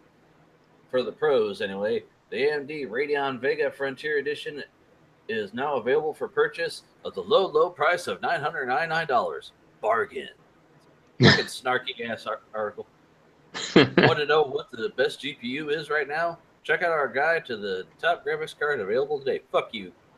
You're already snarky. I'm not going to click your other link. In the air-cooled version, this is going on sale first, but the liquid chilled Frontier Edition isn't coming until Q3 of this year. That's probably only a month or two away, but it's going to give you the necessary time to save the extra cash you'll need for this $1,499 price tag. Yeah, the extra $500 just for the same 16 gigabyte card, but with water cooling. I really hope that extra chilling really does make a difference to its performance, because that is some seriously expensive coolant otherwise. Fuck this guy. Here's the original. Tell us how you really feel, Frank. Yeah, fuck this guy in the ass. So the original story, May 23rd. AMD Vega GPU architecture is the next generation graphics silicon the Radeon Red team are working on for release this year, with the flagship Radeon RX Vega promising to deliver AMD a graphics card that can finally compete with the very top end of rival NVIDIA's GPU stack. AMD has announced the naming scheme for what will probably be the flagship Vega card, the imaginally titled Radeon RX Vega. It's likely to be the direct replacement for the R9 Fury cards from the last generation of high-end AMD graphic cards. In 2016, AMD promised that Polaris graphics cards would bring their Radeon graphics cards back into the game. Both the RX 480 and RX 470 have shown impressive DirectX performance against the mid-range GeForce shaped competition. AMD have yet to release a high-end card to give them genuine 4K gaming. This is where the AMD Vega GPU architecture comes in, aiming to jump in at the high end and providing the Radeon faithful with the Series GTX 1080 Ti contender. Yeah, I would click on the specs there so you could give some specific specs. I probably should link the Tech of Tomorrow guy, that Ulrich guy. He that's where I first saw this from, and I was kind of surprised he did it, because usually he's kind of later coming in on the things. Yeah. But yeah, so pretty much this is like is going to be kind of like a hybrid card between like a pro and gaming card, where it's supposed to be able to do both. Where it goes into like the pro mode or whatever if you need to do like the 3D modeling and CAD or whatever. And I'm not sure how good that's going to be able to do for both, but I know the specs where it was supposed, it doesn't, for some reason they don't have it listed on there, the like the core clock speed or whatever, but on Ulrich's video it was I think it edged out that Titan XP a little bit on the boost clock. But yeah, I just figured it'd be a good discussion stuff, because like when I was at school at AIP, I used a pro cards because they had like a pro card at the computer in the computers and the computer labs, which at the time was like $2,000 or something like that for that version, and it worked okay. But then when I took the same scene files like for my because I use like 3D Max, and I had like 3D scenes and animations that I was doing on, but I took the same scenes from that, and then I took it back on my own computer where I had like a $200 gaming card that was like pretty new at the time, and that did like way better, and that was only like $200. So like it's crazy how the gaming cards. It seems like they do like better at gaming and at what the pro stuff is supposed to be for whatever reason. It just doesn't seem like it's worth it to me because a lot of times these pro cards are just the same GPU chip but with driver tweaks and stuff. That's what I'm assuming this pro mode is going to be for. Like when it gets kicked into pro mode, whatever application that you use or whatever, the drivers are going to be tweaked, and it's supposed to be perform better or whatever. But like I've said before on the podcast, it seems like if the only difference is that they just tweak the drivers a little bit, they could just slap a few $1,000 price tag because it's supposed to be for professional use, Yeah, I'd heard that, like the discussion of pro cards versus gamer cards, and like the gamer cards for the price difference, it's like pro cards are just not worth it unless you're already building your rig from somebody else's money. Yeah. And a lot of these pro cards, the only thing that I could see where it really shines, from my understanding at least, is that they're really optimized for OpenGL performance in like programs like SolidWorks and stuff like that. Not a lot of the 3D animation programs. They're not really efficient with OpenGL and stuff. They use like the DirectX and stuff. Isn't OpenGL primarily for like the preview when you're working in the file, so it doesn't have to fully render it? So. Well, yeah, but the DirectX, usually in 3D programs, usually you could choose like what kind of driver that you want to use for displaying your work scene or animation as you're working on it. And a lot of people don't really use the OpenGL anymore because the DirectX just like makes everything really fast, and you could have cool shaders and everything in the viewport. That one kind of depends. Like it depends on your OS, because I think OS 10 still has issues with the whole DirectX thing. So. Yeah, I can't speak though for like, I know that the OpenGL has that. Frank, have you ever messed with that Vulkan or whatever OpenGL crap? Because that was like new. No, I know that. Only OpenGL I've tinkered with was back in the day with your CAD stuff. No, with when I was trying to put Minecraft up on the best rendering I could. I had it render with OpenGL to record it, and it actually looked a little better. Yeah, but that's just my 2 cents. I mean, like I don't think I'll get sued or anything, but it's like that. It just seems like it's a rip-off to me, Well, there's a lot of things where it's like, we think we could charge more, so we're going to do it. That's. Well, all these manufacturers, they pretty much can decide, hey, it's so easy for us to manufacture this stuff. It's all automated, you pretty much just charge what we want. Well, I mean, all the things they'll be like, we just tweak some drivers, and now we can say it's especially built for that. It's like, like webcams are the same thing, like USB cams. Yeah. Like, I could buy a USB cam that's only advertised to work on Windows, not specifically for Mac, but most of the time it'll still work on the Mac. Well, the thing is, you don't have to buy the shit. Well, yeah. No, Linus made in your situation, Linus made a video where he made a workstation where all of it was gaming hardware. In his description, he said, because the gaming hardware is the best you can get for a prosumer, that's going to be at a consumer cost, because prosumer is just expensive for no fucking reason. It's not that much better. Yeah. But anyways, getting back, go by the specs of it rather than the name of it. Like they can call it the professional ultra whatever, but if its specs are better on the consumer model, just get that. Yeah.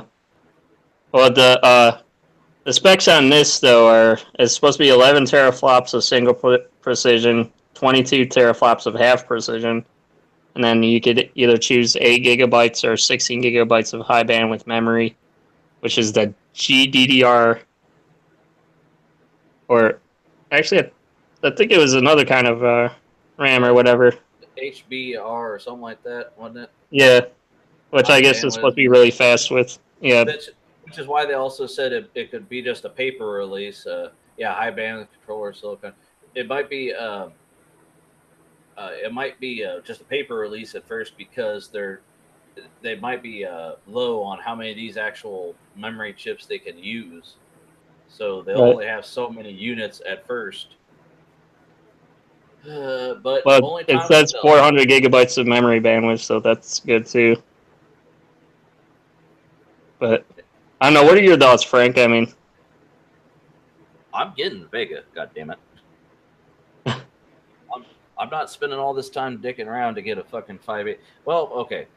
I'm waiting to see what all the benchmarks come back. I know it's going to be released, but then I gotta wait until Jay and Logan and fucking Linus and all them get their test benches fired up and tell me what it actually is going to be doing. And then even after yeah, that, I've got to wait and see what the aftermarket does because the as much as part that AMD and Nvidia have in their cards, they don't actually make the cards. They make the first unit, and then they send it off to MSI, Gigabyte, and whoever, and then they make the cards with different tweaks. You could buy the 580 or the 480. It'll be almost the exact same, except the clock speeds will be different, or they'll have different numbers of ports depending on what you're trying to do. And then you've got to decide which one you want to do. And for my yeah, needs, I want more monitors, so that's my main reason. I want faster, performance if I'm going to be gaming. Uh, I'll be buying Vega before I turn this computer into an NAS, and before I build a Ryzen thing. I'll be buying Vega first because I can still get some life out of my 8 core, CPU. right. Plus, if I wait till a year later after the shit's already, you could pick up a 480. Well, probably not now because of the Bitcoin, whatever the new one that they got going, but you could pick them up fairly cheap. But right before that exploded, so Right. Yeah, I was gonna. Well, I'll get into that in a sec. But first, I was gonna say that's one of the things I do know too. I will give some of the professional cards were supposed to be really good with multiple monitor support and like doing like actual broadcasts, like broadcasting with like live cameras and all that stuff. yeah, Like on television and shit. yeah. But anyway, But I was gonna say, like, have you noticed that it does seem like all these different, depending on what you're trying to buy for your computer, like all these prices have exploded because, like, my power supply that was like 110, around 110, I got it for like 80 or 90. I think it was like 85, and it was It was supposed to be normally 110, but now it's like 250. And the video cards, what is it, like $500 now, or if you can even find it for a 580 or 480 or something. yeah, it's supply versus demand, and when people aren't buying them, the reason people weren't buying the 480s is because we're like, well, Vega's right around the corner. But then the 580 came out and they're like, well, it's still a really good deal. Plus, people were like, I don't want to get a 1080. Fuck it, I'll buy a 580. And, now, like a lot of people have jumped ship and say, fuck it, and went with the 1080 because they got tired of waiting. Right. Well, from what I understand, the specs on Oryx video, it edges out spec wise. It seems like for the Titan XP, but I'm not. He didn't really do a comparison with the 1080 Ti because I think the Ti was supposed to edge out the XP or whatever. So I don't know. We'd have Like to I see. said, this isn't their gaming card yet, so we just got to sit tight and wait till we get the one made just for gaming and go, okay, Because I think they're going to go just like they did with the 480 and the 580 launch. They'll probably go, "This is our top tier, best motherfucker," and then they'll be putting out little pussy units, like the 460 or the 450 or Yeah. like the retarded. Like, what are you going to power that? What are you going to hook up to that? A little 1-inch CRT. Right. So, But it seems like AMD is definitely trying to go for like like branch out with the markets as far as like the content producers because that's what the Ryzen is like really excelling with, and then you have their card now yeah, with the Pro mode. right. They're getting their name in the game, and they're getting Intel shook up, and Nvidia shook up, and that's what they're supposed to do. I like it. It's providing competition, which is always good for the consumer. Yeah. So this next story. Sorry. I'm sorry we took over, but Ben, did you have any other closing thoughts on that or? Nope. Okay. Cool. Tector, ISPs are no longer even bothering to provide bogus excuses for their expanding use of bullshit usage caps. I had the same article. Yeah, that's what he said. So, from the pay no more money for the same exact service department. A few years ago, large ISPs began taking advantage of a lack of competition in the broadband market by imposing arbitrary, unnecessary, and confusing usage caps and overage fees. Initially, these companies tried to claim that this was necessary to manage congestion on their networks. As data emerged indicating that this claim was bullshit, large ISPs were ultimately forced to acknowledge as much and back away from the claim.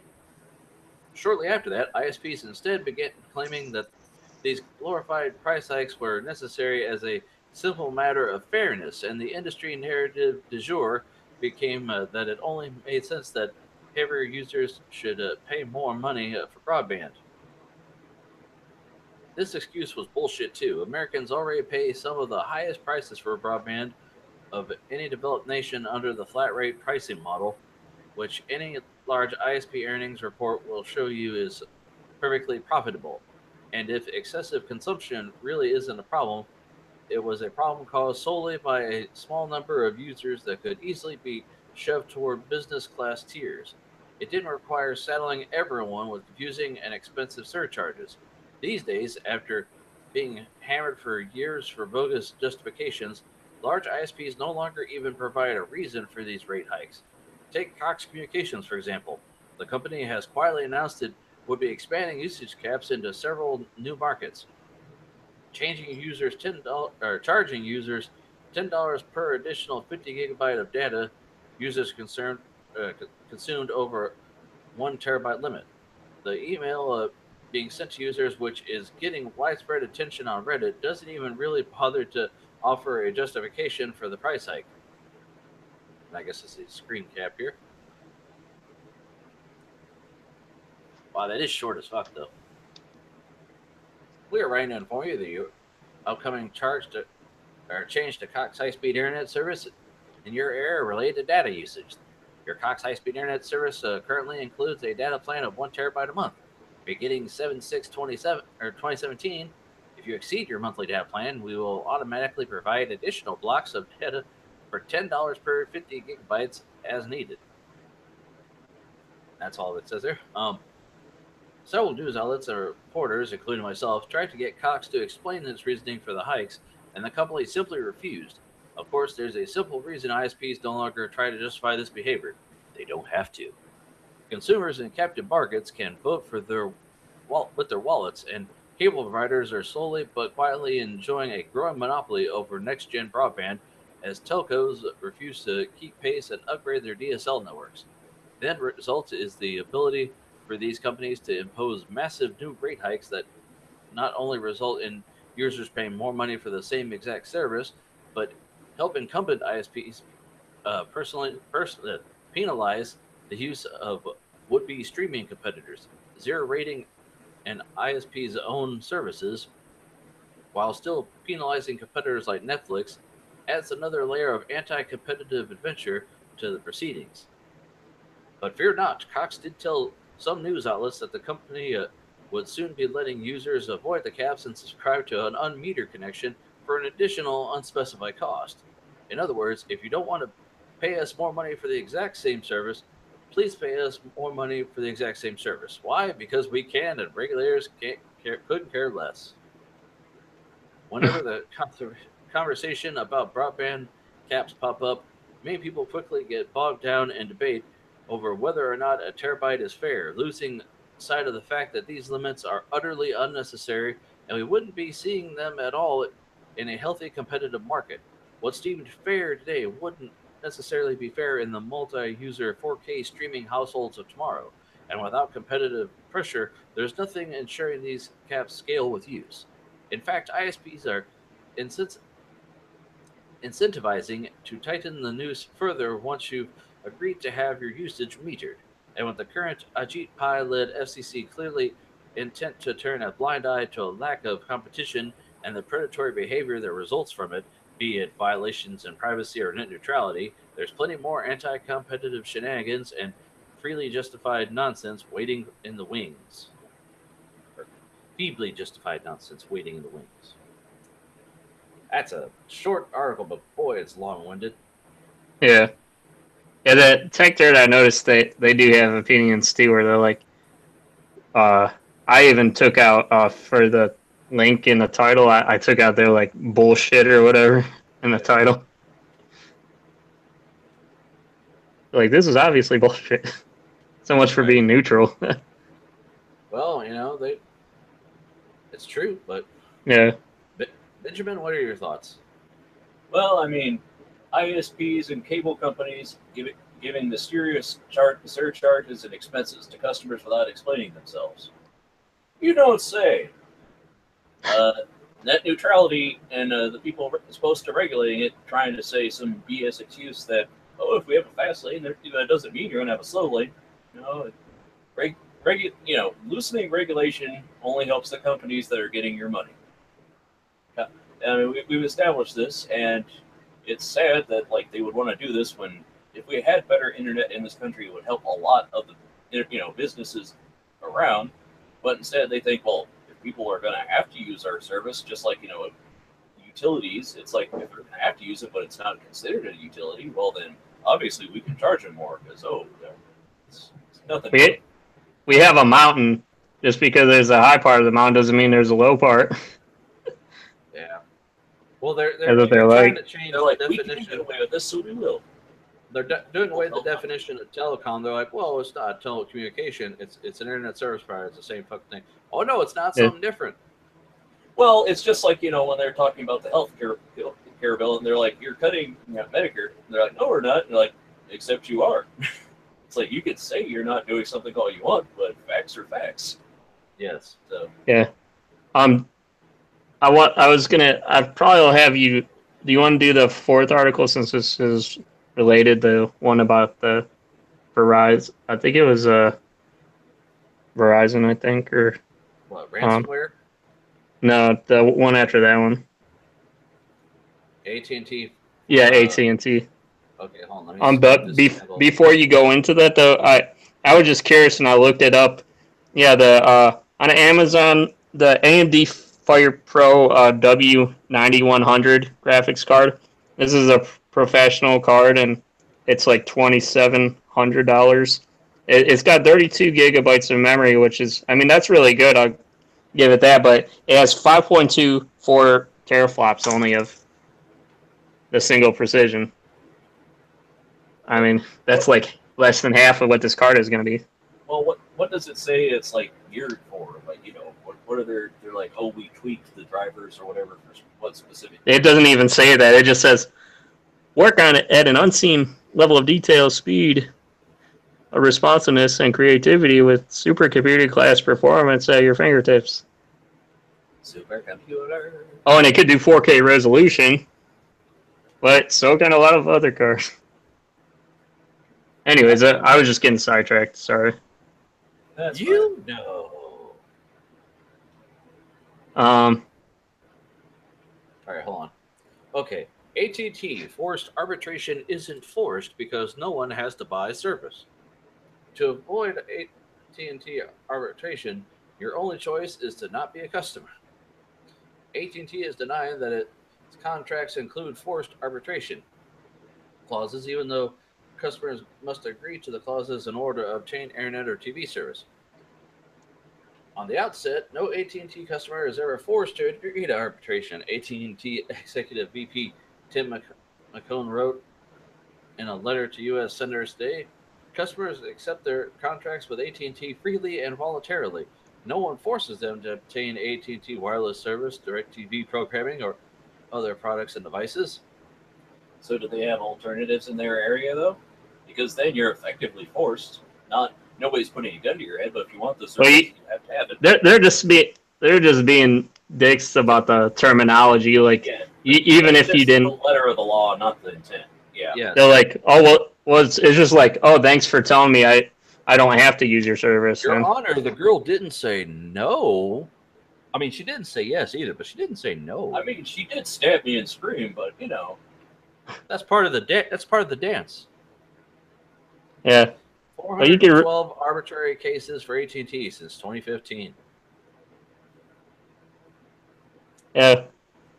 While AT&T is correct that no one is forced to sign up for AT&T service, there are numerous areas of the country where AT&T is the only viable option for wired home internet service.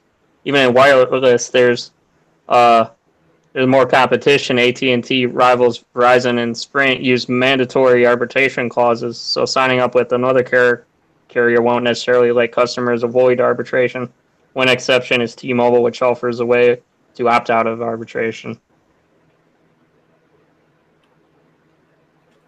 So effectively, it's not forced, except that it is. Yeah. But they're just saying, well, you don't have to use us if you don't want to. It's like that senator saying, internet's not a necessity. It is Right. anymore. Yeah. Just like they say, well, like back in the day when they would say air conditioning is a luxury. Bullshit. It's 120 fucking degrees in yeah, and shit's bursting into flame, and they're like, well, we're waiting till some breeze hits.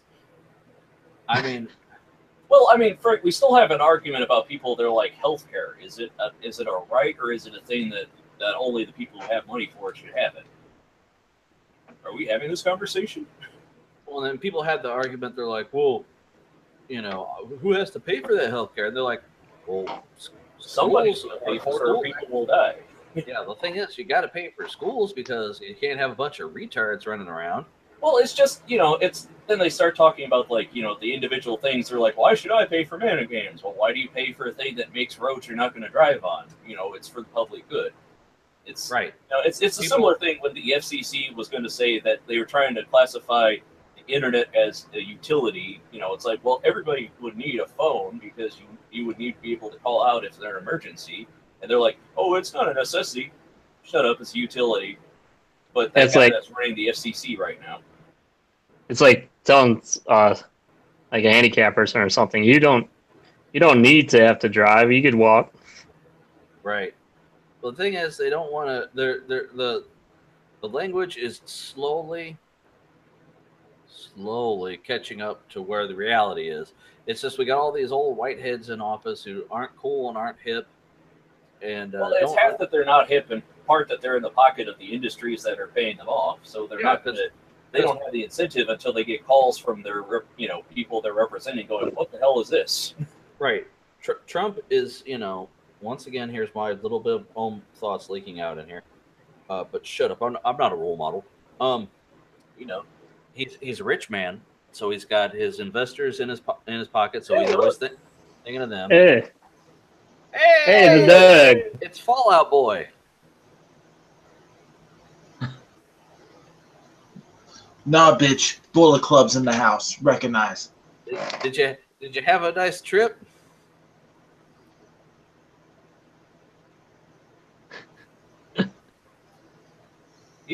Frank's just upset that he doesn't have a gift to welcome you onto the show. Doug gave me a gift last week. Huh? Doug gave me a gift last week with the last 20 minutes of the show. No, I'm saying gift, not gift, Frank. Oh, a gift. This is true. Ah! Did Ben see that? He said, Oh, I saw it when it happened. I sensed it. I said, Doug's making an ass of himself. I must tune in. Yeah, what were you doing last weekend, by the way, Ben? Were you just like I chilling? was dead tired. Just Well, I checking was it. tired because, you know, this weather and other stuff Yeah. had been very drained. So, Yeah, I've been just like sleepy and lethargic too, man. well, I You know, slept he was today doing- until like 6. You know what he was doing last week? You know what you were doing last week, Ben? Ben? Laughing at Doug falling over for the most part. Just jacking it. so how's Doug doing? Not too bad. How about you guys? We're doing all right. We're just catching up on the news here with the AT&T being full of shit. You know what's full of shit? What? The fact that that iBook is not in my possession right now. Well, that's cool. Doug must should- have his friend. I might use it to log in next week. Just piss you off. By the way, Ben, I just added 250 gigs to my G5. Unfortunately, it wouldn't take the extra RAM though. So I got 2 gigs of RAM, 500 gig hard drive. Hey, you know, man, those power PCs, you know, you can still load, you know, virtual PC on those. So that's something that my computer doesn't have. Well, what I'm actually going to do is I'm going to just make this into my music server. That way I can play any music I want in the house. And then when I build the server once I get this RAM, which I have a rant on that, which I'm going to get to here in a bit. You're going to love this one. But, yeah, 500 gigs is enough for all the music I have, so I'm good. Don't got a lot of flack, do you? Oh, so pissed off last night about something. And you guys would be like, oh, shit. So, You meant FLAC is in the lossless file format. Ah, flag. Not the FLAC that you like to give everybody on your lovely rant. Well, we get flack from Doug. Don't worry. yeah. Bitch. Frank, that you should also mention too that I think it's isn't SCNS senators the abbreviation for that? Yeah. Al Franken, Richard Blumenthal, and Ron Wyden. They're all trying to fight that, so that's good. Yeah. Of course, Franken's the senator. He also was Stuart Smiley, and he's the author of I believe in myself. Rush Limbaugh's Big Fat Idiot and Lies and the Lying Liars Who Tell Them. Lying liars. Yeah, we were just saying that AT&T says there's no forced arbitration because you don't have to buy our service. Hey, people don't have to breathe air, you know. No, You don't have the internet. Nobody has died from being denied health care. Remember the guy said that shit? And immediately Yeah. people went, Yeah. We're not voting for you, motherfucker. Okay. So, The only other thing I have is that if you should probably talk about that ransomware stuff because I was sort of surprised that a new one has popped up. well, that last one, the ransomware, like they say that it was done so poorly that they think it was more of just a, like, you know, to show off that it's, you know, gonna happen, or like that they had, you know, or like Test run. It's a test run. either. Well, it wasn't even that. They're like, it's basically a distraction for something else. Like, as if it was a test run, like they could have done. Like, why did they have the thing that shut it off be the back door? Why was it a static site instead of something that could be, you know, like that's a line of code to change that. So, you know, this new ransomware outbreak similar to WCry is shutting down computers worldwide. Like earlier ransomware worm, new attacks use potent exploits stolen from the NSA.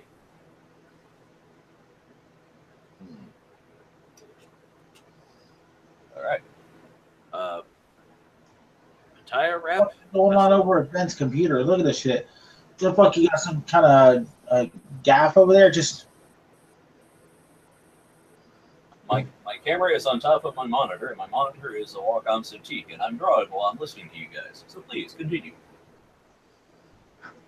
Okay. mook. This fucking weeb. Locating patient 0. Kaspersky stops short of saying Medoc was the initial infection point in the attack chain, as did research from Cisco Systems Talos Groups, which is in its own blog post said that the attackers may be associated with software update systems from a Ukrainian tax accounting package called Medoc. Oh, banks, power utilities, airports. Ooh. Ladies and gentlemen, what we're trying to say is, fuck Windows, switch to Mac. Which no, you missed our other story recently that Macs are getting malware too. Well, there's always been malware for Macs, it's just at such a lower rate. Yeah, but it's slowly going back up. And Not particularly worried about it. well, you'll worry about it once you can't get patched up at a hospital, or your credit card doesn't work. But see, that's the thing, though. Tell me about exactly how many massive outbreaks of viruses or malware or spyware or Xware that has happened within the past 10 years. What, for Apple? Yeah, for Macs. Okay. Tell me how many businesses buy Apple products, though. Well, there was that Apple worm a couple years ago, And that was like the worst one. and then there was also that security problem with Safari during that hackers conference, and then that happened after that. There was another security issue where they said Apple still hasn't patched this problem, and they've known it's there, but they're not doing anything about it. Well, coming up with a fix for certain, backdoors is a little bit harder than just going, hey, plug that line of code. Well, it's a backdoor. It's a thing they put in, so it's a security fix. It's they lock the back door. Those are not that hard. Backdoor Well, hard. The problem is a lot of these infrastructures, though, they rely on other custom type computers and servers and stuff. You can't just have like an iPad as like your server, for Well, I think like the electric company. I think iOS devices are more likely to receive malware than OS 10 is, to be honest, because they're the majority of mobile devices surfing the web now, and their vulnerability is a lot more because the web browsers, again, just like with Safari, is that they're not as secure as they could be because Apple doesn't keep up with some of the severe security updates. See, that's the thing though, is I actually got an attack on my iPhone like about a couple days ago by a website. It said your device is going to be locked, and you must pay X amount of dollars to unlock it. You know what I did? I closed out of Safari, went into my settings, cleared my history of website data. Guess what happened? Yeah, Probably nothing. Back into anything on your browser again? Went back into my browser, continued reading my news stories. These ransomware stories are different, though, because the WannaCry, which is similar to, encrypted all your files on your device. Well, see, the issue with stuff like hospitals and businesses is that they get an old operating system and then they stay on it. Because there's less incentive for them to do it because it's already stable and they don't want to have upgrades. So that's why you get checking machines that still run Windows 98, because why would they bother updating? It's just going to sit there and be gone until some guy. It serves the function that it does. Until some guy goes to the kiosk, inserts a USB key, and now suddenly they've got everything hacked. So. Yeah. That's the one thing I've never understood, is that there's a lot of banks and hospitals and stuff. Like, if you're telling me that you're able to get into these quote unquote protected networks and drop this piece of malware, where are these motherfuckers getting into the system? Well, Doug, have you ever seen when they have a display at like a hospital or a traffic sign and it goes to a blue screen or server couldn't be found? Not exactly the hardest setups to not get into. Well, if you're at a hospital, the only person who should be fucking around with a computer at a hospital, unless it's a standard, a standard, user network that's for guests and patients and whatnot, that system should be completely locked off from the rest of the network. at the very least, because the tech guys at most places like hospitals are not that advanced. I mean, didn't you guys do that story? Could be. No, I'm saying, didn't you guys do that story about that Ohio prison where the inmates got into the Wi-Fi and hacked their own system and did all kinds of cyber crimes while they were in prison, and it took security like months to find it? So, I think Frank did something like that. Yeah. That was a great story. The problem too, Doug, is a lot of these companies have to buy like really basic systems in bulk, you know, and that they need to get it as cheap as possible, and they don't want to have something like pretty and like rose gold just to be able to run it on their system, you know. Well, it's like the hospitals doesn't have the best tech system as a Verizon FiOS installer is going to have. You know, it's like the business does what it does. You know, the hospitals that they're building out here, I don't expect them to have the latest tech, because, you know, the place that used to be a White Castle that's now, you know, an urgent care unit, it's like I don't think they're going to have the same resources that you know, big expensive companies that work in telecoms are going to have. Well, that's the problem, though. That's the problem. If they're going to have standardized systems, there needs to be like an industry standard, something that can, you know, be there in case of something like this to combat against it and come up with ways to have these people not have these type of software-based issues.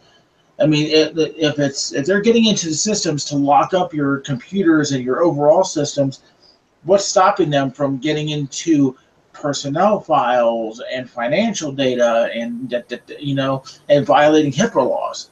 Like, there should be a cyber piece of HIPAA laws that should help cover this. But you see, Doug, the internet, it's not a big truck, it's a series of tubes. So you got to understand, if you're expecting a base level of standards, and it's like the people in charge of that and people who actually know what they're doing are two very different people. So these two people need to meet up. Yeah, well, interest, man. Dude, we want it. The thing is there's like government doesn't. They're not gonna. They're like cheapskates. It's like look at our roads and stuff. You know, our basic infrastructure and stuff. And it's hard to get them to be motivated with that shit. You know, there's no money in for them to you know, get infrastructure spent. It's like that's a money hole, and government would much rather release all the oversight so that let these companies do these crazy things, because then there's more money for them, and you know they can get kickbacks. So, you know, it's incentive, man. Yeah. I would just like to say out there to everyone, thanks for watching us instead of going to fireworks or watching New Japan Pro Wrestling G1 Climax from Los Angeles. Also, happy Canada Day, Doug. Hey! Hey. Happy Canada Day! Not your pal, guy. Not your guy, buddy. Not your buddy, friend. Not your buddy, guy. All right, so are we done talking about this ransomware outbreak, or are we still on it? I don't know. Well, Frank really hasn't said much, so I don't know if he has anything to say. That's a first. Well, I fell back on my chair. I think I hit my head. Listen here, Pinstripe Boy. So, I think it sucks, and it's just going to get worse until infrastructure changes, like Doug said. But I don't think that that's going to happen anytime soon, because it's going to be a major overall and big. They'll take a big event, a big cyber act to actually do it. I think. I mean, hey, you don't need to use a computer. Right. Well, like you guys were saying, you're a bit worried that this will affect hospitals. I've worked in the medical field for 10 years. Let's tell us more, Doctor. This will affect hospitals because they're just now. Some hospitals still use paper records for everything. They haven't even got digital yet. Well, it has affected hospitals with the WannaCry one. Yeah, but this is a variation of it. Well, So I'm yeah, saying though, like this is still an exploit. I mean, even if they patch the security and say they update all the Windows 10 stuff, you yeah. know, they gotta go. They're gonna have to go in. No. They're gonna have to go in every location and find out what each individual hospital that gets attacked, what they're running, and patch it. I mean, Will you patch my Windows 95 right. computer that's operating the cash register? I got XP up. For some reason, it says not supported. But no, you know, it's there's no industry standard, and to let legislation, just like everything else, legislation to catch up with technology is so slow. By the time they actually do come around and change it, we'll have moved on to something else. But anyway, back to the child slave labor and on Mars. No, is this your last story, Ian? Yeah. Damn you, Alex Jones. All right. Careful. That's an Alex Jones fan. So here's my first story. Yeah. Steam users are turning Steam summer sale stickers into sex jokes. So basically, the thing with Steam's sale this year, the online gaming retailer, they always come up with some little funny, little cool thing because they always have the trading cards, but they have to come up with some little theme to get people interested. And now this time around, it's sticker sets with characters from video games, and after you get so many of them, you can post them in any, however, what order you want, and then you can take a picture of it and put it on your Steam profile page. Well, a lot of motherfuckers are making porn with them, making it look like they're blowing each other or doing dirty things. And I first saw this on Reddit, and because you can scale the characters, you can spin them around and do all kinds of stuff, and it's we knew this was going to happen, but it'll get Steam some press. I just found this story interesting. I'm sure you did. Granted, I do have some stickers, but none that Frank, I posed dirty yet. Yeah. Can you get like two of them to be squatting over a cup? No, actually, you can't use the same character twice. But it's funny though. They're like you won't buy the same one twice. This little cup that this guy here's got in his hand, I had like 4 cups. So each one is technically different, but it looks the exact fucking same.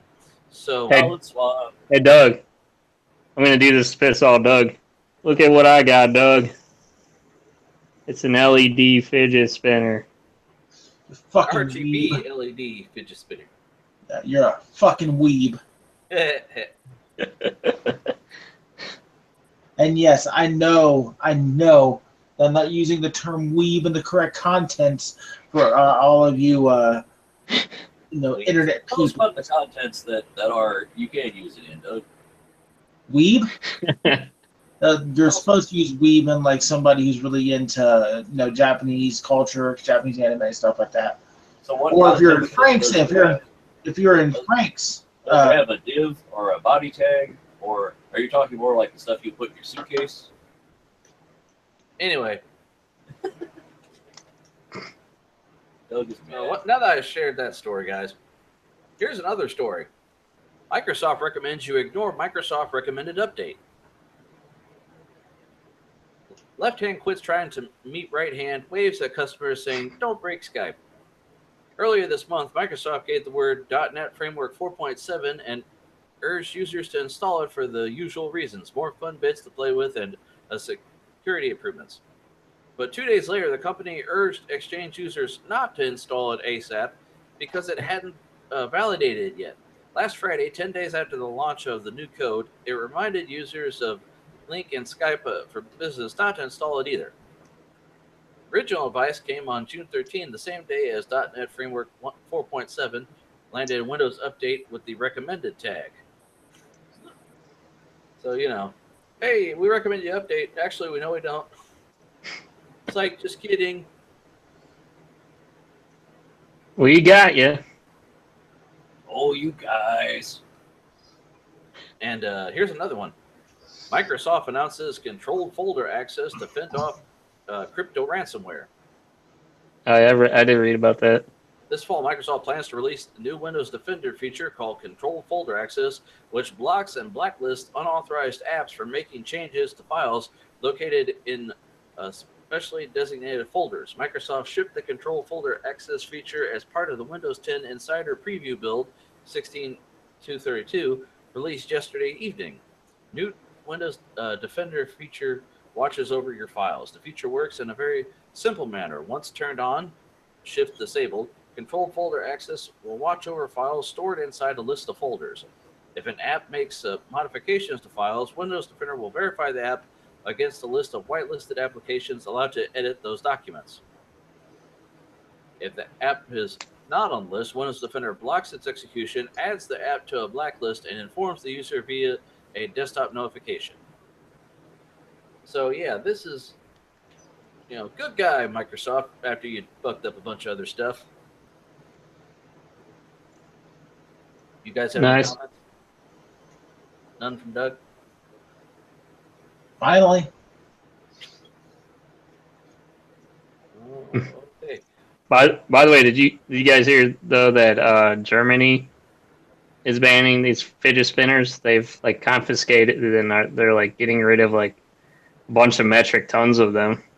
They're like, well, look, we just now passed gay marriage, so let's just you can have your gay marriage, but no more fidgeting spinners, okay? Right. Okay. By the way, guys, you know what time it is? Hammer time? No. Vader time? It's tinfoil hat time. Oh, Hey. Mind yourself, cybercriminals could soon be able to hack your brainwaves, steal passwords, and empty bank accounts, scientists warn. Brain monitor EEG headsets could be hacked by crooks looking to nick your secrets. Headsets that monitor your brainwaves could allow hackers to empty your bank account, scientists fear. High-tech helmets called electrocephalograms or EEGs are often used to diagnose epilepsy, but are beginning to appear on the toy and video game markets. A recent study found that EEGs could easily be hacked to have promoted serious security concerns in the scientific community. You can buy devices that allow you can control robot toys or play video games using just your mind for under 100 pounds. Yeah, like those drones or whatever you could have if fly up like the little helicopters. But a study recently proved that hackers could guess a user's passwords using these headsets to monitor victims' brainwaves. And now scientists are concerned that EEGs could be used in a similar way. Nitesh Saxena, associate professor in the UAB College of Arts and Sciences, along with PhD student Ajia Nupain and Dr. Litfor Raman, found that a person who paused a video game and logged into a bank account while wearing an EEG could have their passwords and personal information nabbed by malicious software. These emerging devices open immense opportunities for everyday users, Saxena told Phys.org. However, they could also raise significant security and privacy threats as companies work to develop even more advanced brain-computer interface technology. So, what's y'all's thoughts there? Well, Frank, no offense, but if a tinfoil hat guy saw, hey, you can control this with your brain. No way, that's how they get you. So, Doug? yeah, tinfoil hat guy would be like, "This is a mind control device. Are they that's why I use gonna make me go back to non?" That's why I've got a 64K modem. It would say, Marty, it means this damn thing doesn't work. This thing where Damn it, So- Bobby. So well, Frank, the thing said they could extrapolate like actual thoughts from that. Apparently. If you're Well, I wearing imagine- EEG while you're at a bank, the probable thing you'd probably be hearing from somebody's brain is, "Why do I look like a fucking idiot?" No, because they wouldn't be seeing themselves. Just like how Just like how when you type in your YouTube comments, that doesn't read them out to you out loud. They asked 23 people to type a series of randomly generated pins and passwords into a text box as if they were logging into an online account while wearing the EEG. Their password nicking software quickly learned which numbers corresponded with the specific muscle movement or brainwave. Hackers could exploit this, they claim, by getting someone playing a game using a headset to enter a set of numbers shown on screen after pausing for a break.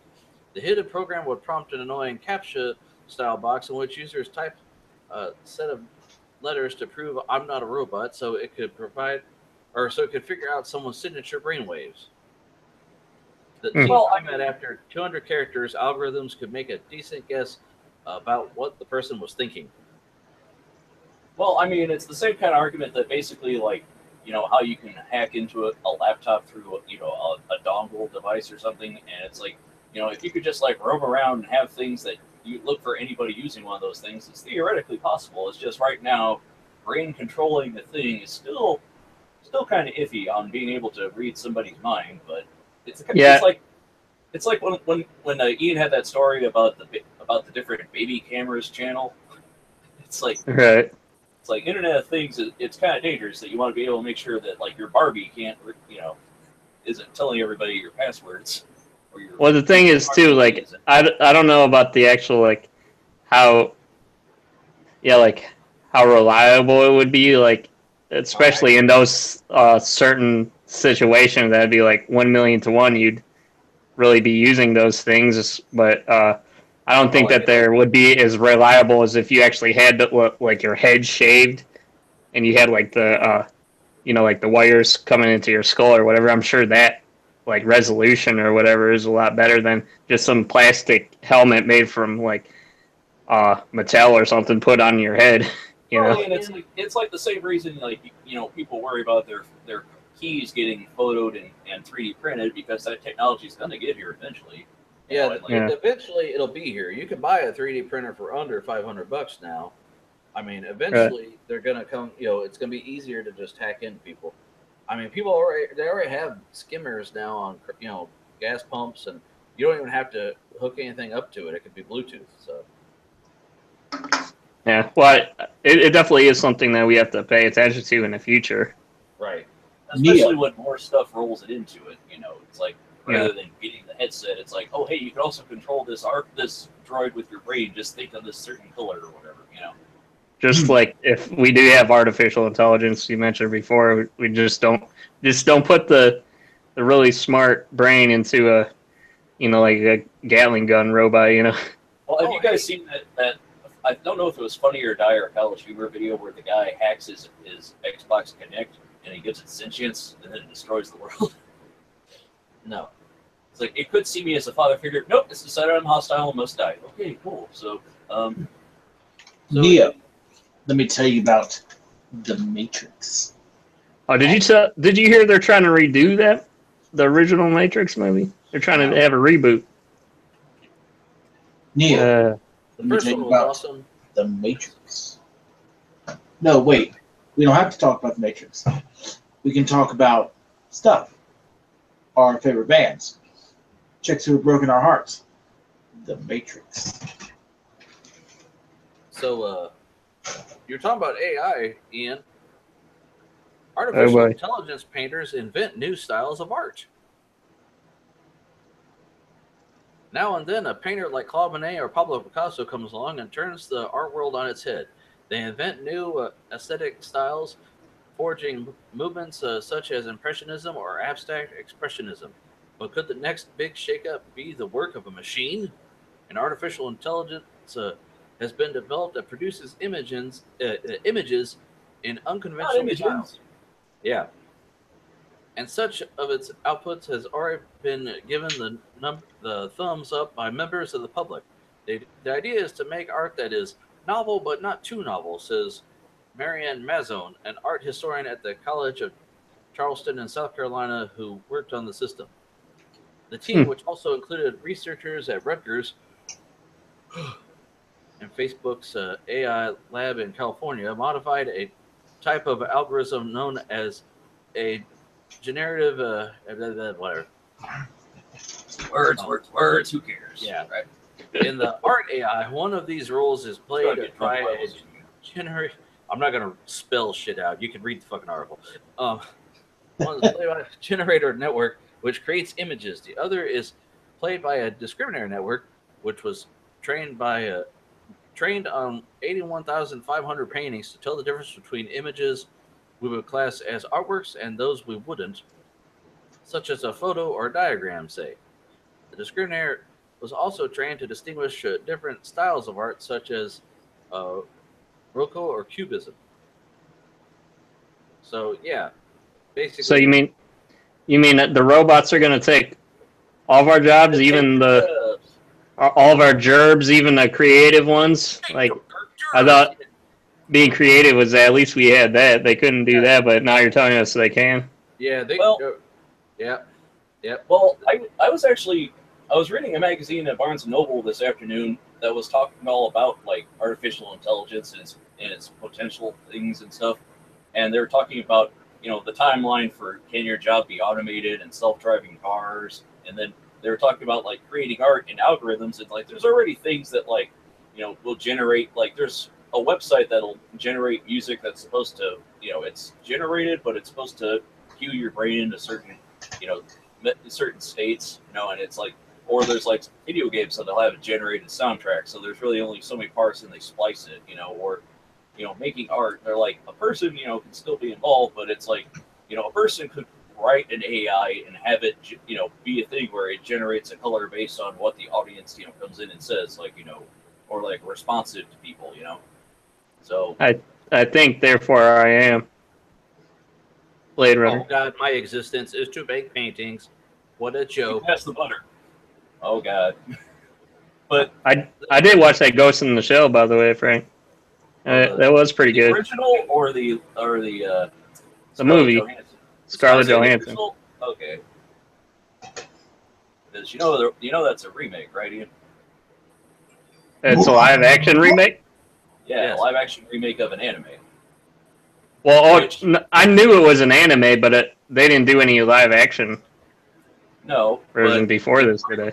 Her entire any scene of her suit was CG except for like one or two shots. Right. But I don't know. I remember when Frank and one of his friends, they thought all anime was hentai, and so they went and tried to find something looking for boobs, and they came home with Ghost in the Shell. Well, yeah, I was looking at I was reading a manga on my phone, and a guy goes, he's like, Frank, what are you doing with henna on your phone? I'm like, okay, for one, Idiot. Yeah, it's like, yeah, you mean hand tattoos? No, you're meaning hentai, which is porn, which I don't have. But thanks for trying to think I'm a pervert. But we know you're pervert. So I got two more Yeah. stickers here. Are you guys down with the? That is a pretty deep discussion, though. Like, what are we even going to be important then? Are we going to be like the iPhone 1S, and they're going to be like the iPhone 8? Well, I mean, Ian, there's actually a website that tells you whether or not your job has, like, what's the percentage that it'll be automated in the future. So, like, it'll calculate, like, stuff like people that work at restaurants and cashiers, 100%. Yeah, they're like, drivers, those things will be automated sooner. But then things that are creative or require problem solving, it's less and less likely. Well, I just mean like AI in general, because once AI gets so powerful and it can calculate everything, and it just keeps improving itself beyond intelligence, where we don't even know like how to define that type of intelligence. I mean, it's crazy. AI is one of those things that like people, it's like GMO. It's like people freak out about it, but it's like we're already using a lot of it more than you know. And if people knew what all was actually, like chatbots. What you do there, Doug? I drink, Bill. Oh, party foul. So like like chatbots and stuff, like when you message support on a website, it's like sometimes that's a real person, and sometimes it's just a fact that's a chatbot pulling up and answering stuff for you. And it's like, would you like help today? well, like, is it that we are imperfect? Is that what makes us special then? Our emotions and everything. They haven't figured out the algorithm it's just yet. It's just that we're naive and want to hear a human.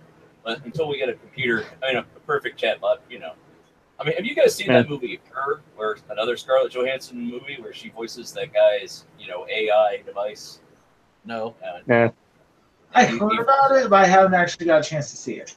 I started watching it, but it made me kind of depressed because I was like, this is a near future that's a little too close to what's going on now. I can see guys in like Japan falling in love with the guy that married his that character in his 3DS game or Dude, Raj really was in a relationship with Siri. Seriously, dude. But yeah, that's Scarlett Johansson. She's hot, man, because I heard her on Howard Stern. Scarlett Johansson lives and breathes being hot. That bitch wakes up at 6 o'clock in the morning and it's like, bam. Well, she was on Howard Stern back earlier this year after the movie came out, and she said she was single at that time. She might not be now, but that was like a couple months ago. Ian, time for you to slide in them DMs. Yeah. Okay, so my second to last story. Well, actually, Ben, what were you saying so we interrupted you? Well, it's just like AI and stuff is already out there, and they're, it's not like people that think the Terminator future. It's like the uses of it, they're very subtle, but they're going to see more and more of it. And, it'd be better if we actually knew what was going on and paying attention to it rather than just being afraid that, oh no, they're going to replace us. It's like, well, no, you can't fight being replaced by, an automated, like, take advantage of it. Learn to code and learn to use things rather than going, let's reopen the coal mines. I want to go back there because there's a real future in that, right? I don't feel like learning how to code and do stuff, but I don't want them taking my job. Well, there was actually I want them to do stuff for me, but there was an episode of Last Week Tonight where they were talking about coal, and they were talking to one guy who was part of a program that retrains coal miners to learn to use code and, like, learn JavaScript. No. We can't talk about this because you might get sued. But the guy was like, unfortunately, that guy is part of a program that only takes so many applicants, and also the funding for it is going to be severely clamped because of Donald Trump's thing to bring back coal and therefore do things that hurt coal miners rather than actually give them jobs. So anyway, yeah. Okay, so here's another story for the uneasy truth about human-animal hybrids. Doug gets up and walks out of the... Okay. Merging animal and human forms brought terror to our ancestors, and this fear persists right the way into the modern age. In Greek mythology, a chimera is a monstrous fire-breathing creature typically described as having the head of a lion with a snake as a tail and the head of a goat emerging from its back. Just as it terrorized the minds of the Greeks, this vision is also the cause of much consternation regarding the successful creation of the first human-pig hybrid embryos at the Salk Institute in California. In fact, such human-animal hybrids are often referred to as chimeras. While this scientific advance chimeras? Whatever, however,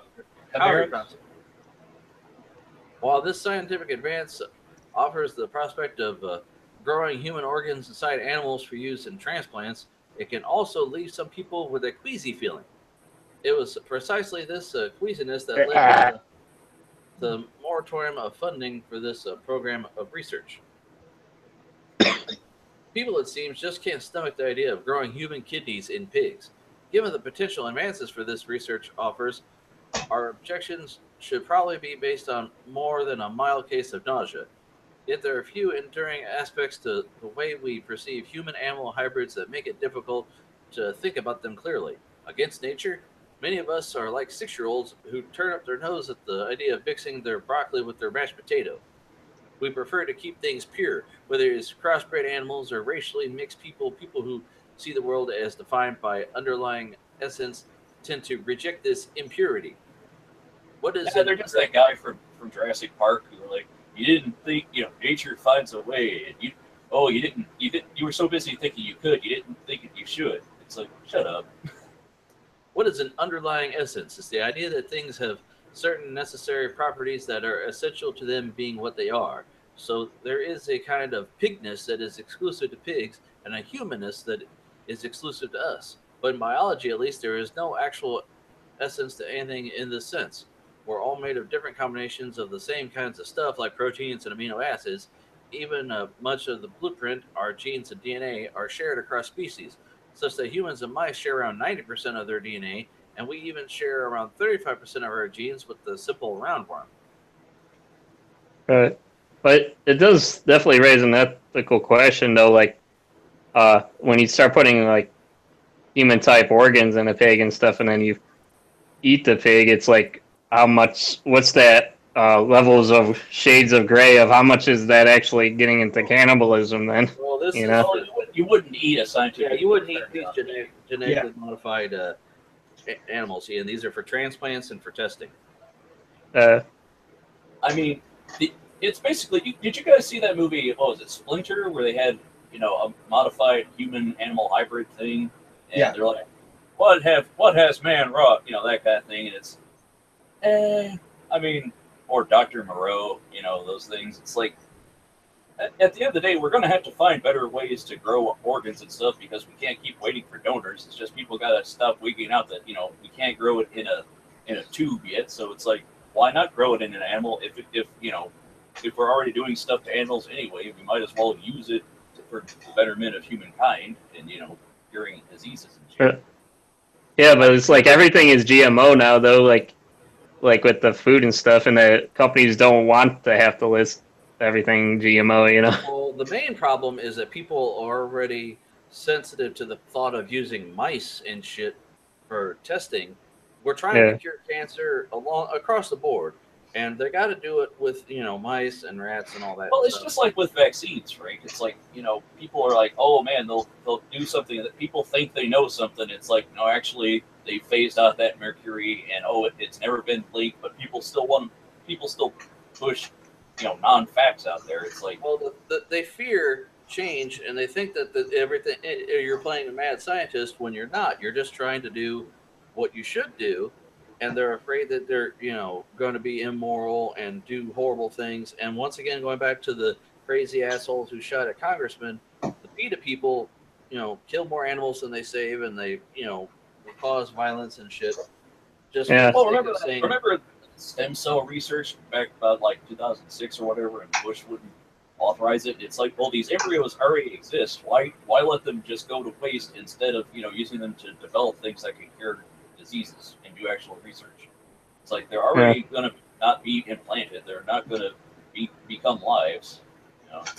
Well, like a lot of these people that go by the Bible, did you know a lot of people, or it says in the Bible you're not even supposed to like mix different kind of clothing materials or whatever, let alone do all these kind of that's another argument with genetic mixings. The Old Testament, the New Testament, like people are like, oh, if you follow the New Testament, then you don't believe anything that's in the Old. I mean, well, you believe things in the old books, but the old law doesn't apply because Jesus is the new law, and therefore overrides a lot of things. Jesus is more lax now, right? Well, the whole thing about women couldn't be in the temple because they might get their period, and that makes it unclean, and different things like how if you follow kosher, you can't cook meat and milk in the same pots because that's mixing the milk is plates. Well, no, it's mixing the milk, cooking the animal in the mother's milk. I think it's the Jewish law. It's like, what this said, you have to like bury their plates or silverware in the backyard or something. I don't know. There's all kinds of different opinions on things, and it's like there's a line where we say we can't do everything according to religious beliefs because there's so many different religious beliefs. It's like if we pick someone else's other than yours, it's gonna piss you off. Just remember, kids, if you don't like religion, listen to Slayer. Slayer. So anyway, Rain of blood. Okay, so here's my last story of the night, guys. Google must alter worldwide search results per orders from Canada's top court. I saw that too. Vancouver tech company seeks to delist a website selling alleged counterfeits. A small Canadian firm has acquired an injunction against Google from the Supreme Court of Canada that is being called the first global de-indexing order. Acoustic Vancouver-based. Did you just say a new world order?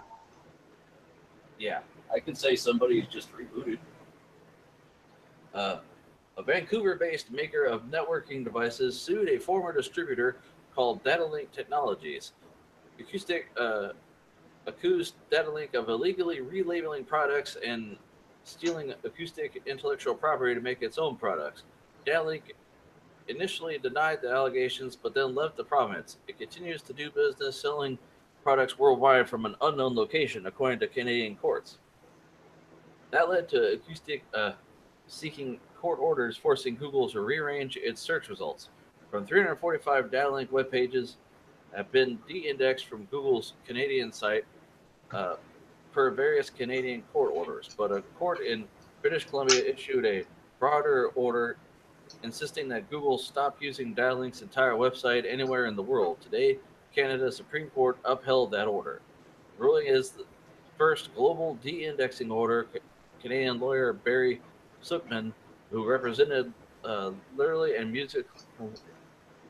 and musical publishers in the case, told the Toronto Star. Yeah, I saw a similar article about like with Germany as like trying to order Google not to have like to like filter some kind of hate speech stuff.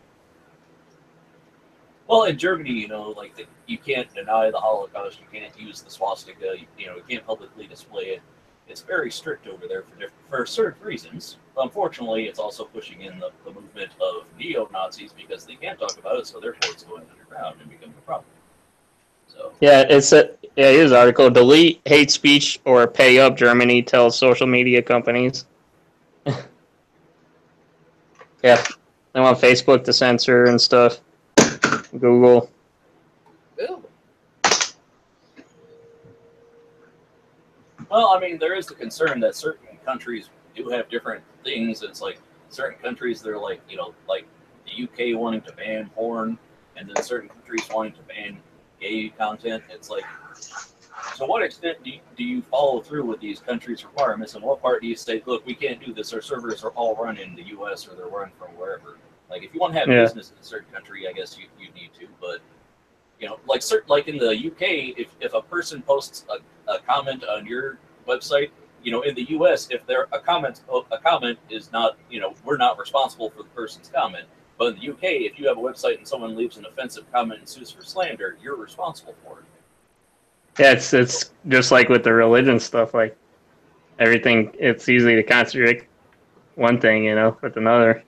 Well, it's like that's the whole issue of global versus local laws and everything. Yeah. Well, it's like China. But try to get any copyright shit out of someone committing crime in China. Go ahead. Well, I saw a thing recently that said, like, here's all the lies that the propaganda in North Korea makes citizens expect. They said there was one that's saying Kim Jong-il doesn't use the bathroom and didn't urinate or poop. And there's another saying that Kim Jong-un cured dwarfism and that he invented sandwiches. Oh yeah, there was video. I told you I saw interviews with the North Korea defectors about how they were raised and what they actually saw compared to what we believe. And I watched a video from like 2006, I think, of like the last remaining American defector in North Korea, and it's like, man, I mean, he had no real life, so he picked up and started again there. But it's like, yeah, they've really brainwashed him if he actually believes any of the stuff he's saying. So. Doug? Yeah. You gonna throw down a rant? You had a rant you wanted to share with us. Give me a sec here. I'm adjusting it. Like it's hot. However, I will preface this particular rant with a very simple statement. I really fucking hate, and I mean fucking hate, motherfucking sons of bitchin', sons of bitchin'. Snakes on his goddamn planes. I'll tell you what. Look in my eyes. eBay fucking snipers. Uh-oh. These Look into my eyes. fucking Matarat motherfuckers. I never bid on eBay anymore. I only ever do buy it now. Yeah, me too. Otherwise. Let me fucking tell, dude. Okay, so let me go ahead. Let's lay down the sitch for you, okay? Okay. While I'm plugging in this mouse, trying to see if this this Mac mouse, this Pro mouse works on this Mac. But let me lay down the situation. I found the correct style of RAM for my server build that I'm working on, right? Word. So I'm thinking, oh man, this is great. This is gonna be fantastic. I get to complete my fucking build, and I'm fucking set to go, right? Fucking A, yeah. Then Sure. good to go. Hey, and the best part about it, it's coming from Hong Kong. And not only is it coming from Hong Kong, it's only gonna cost me $1. It's 4 gigs of RAM. I'm like, well, shit. Shit, I'm pleased as punch. 3 days. 3 days go by. Now, normally on eBay these days, at least, you can go a good couple days and you're going to get outbid. That's kind of the thing now. Within about 24 hours of your initial bid, you're probably going to get outbid. That's, pretty much the gist of it. But my initial bid sat for a couple days, and I was pretty confident that it wasn't going to get fucked with, right? You were sitting on it. Yeah, I was sitting on my initial bid. So you think with you sitting on a bid, it would be squashed. That's the fuck I'm saying, right? Guys. Anyway, all the way up to 10 seconds before the fucking auction ends, and some fucking matarats, some fucking motherfucker That weed. God knows fucking where, fucking pops up and outbids me 10 seconds.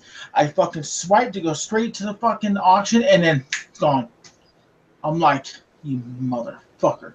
So I'm putting out a call. If you see some fucking piece of shit fucking matarats motherfucking sitting there and fucking with your fucking bid, you fucking set your fucking bid high. As high as you are willing to fucking pay for the son of a bitch.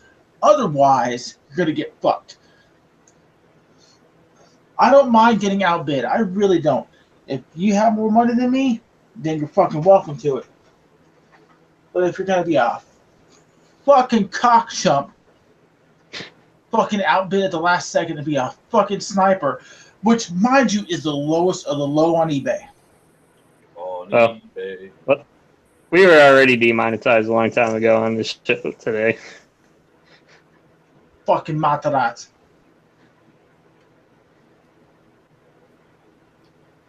All right, then. Did you have a rant about our news article? Not really. I mean, Oh, okay. You know, it's not. That's what I was asking, but Hey, you asked if I had a rant, and I told you I had a rant. So I was talking about the news article, but it's always nice to hear a rant from Doug.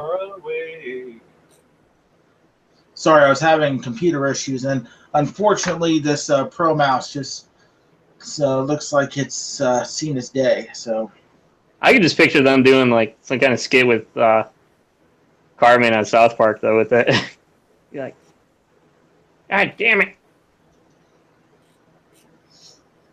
He's fighting with another eBayer. And then you see like that guy from the, like the Warcraft shit episode. hold on, wait a second.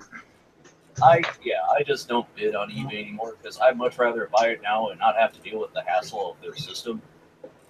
Yeah. Plus, I don't want to wait for a thing and then go, oh, you didn't get it. No, I just buy it now. Just fuck it. Just fuck it. How long were they saying they would take to ship from there, though, and like the shipping and stuff, Doug? Just What, curious. Hong Kong? Yeah. Like a week. I was very surprised. Yeah, usually like China and Hong Kong and stuff and Tokyo, it's like a month or something. I noticed. Yeah, that's what was really surprising about that. Yeah.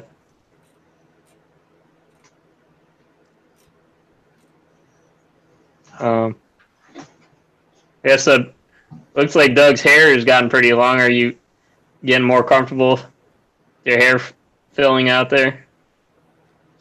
Yeah, it's cool. Long hair, don't care. Pretty much. You whip it back and forth?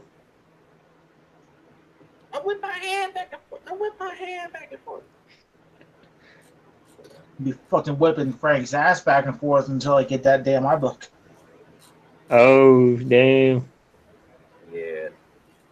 Oh, sweetie, that's not gonna happen. Yeah, you'll get it back when Frank fixes that microphone, right? Instead of using it as a headphone stand. Actually, Frank, did I tell you what I was actually planning to do with that? No.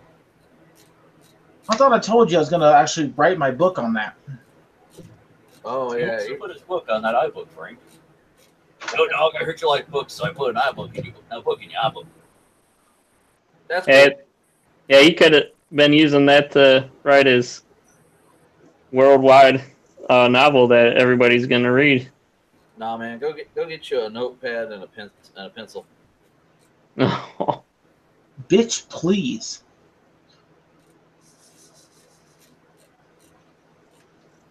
Plain text files, man. It's the future.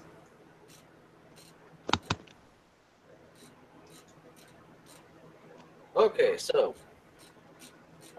is that all we got for this week, guys? I guess, I don't know. Did you have anything else going on, Doug? Like anything new to plug or anything? Nope. I'm still working on some things, so I don't really have anything in particular. So. Well, I'll tell you what. How's work going? It's work.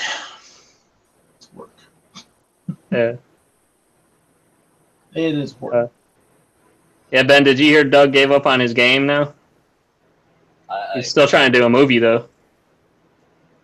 Well, you know, it's you know, you got to do what you can do. Projects, man. Yeah.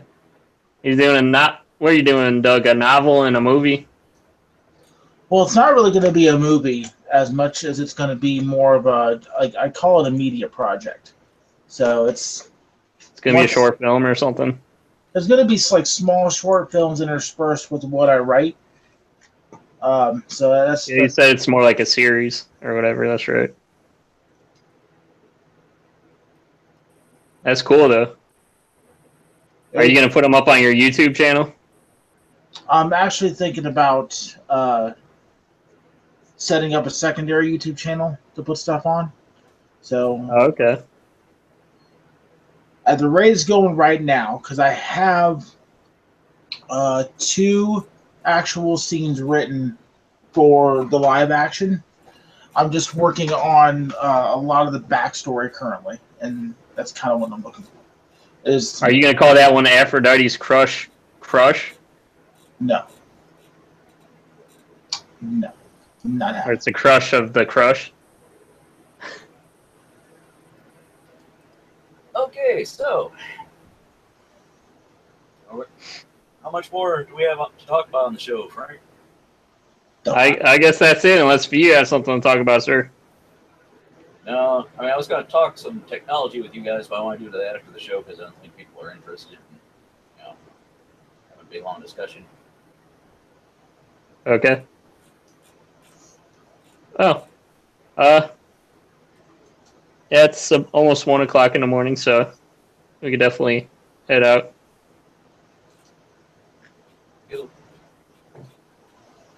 Right, Frank? Alrighty. Yeah. All right. Boobs. Shot Ahsoka.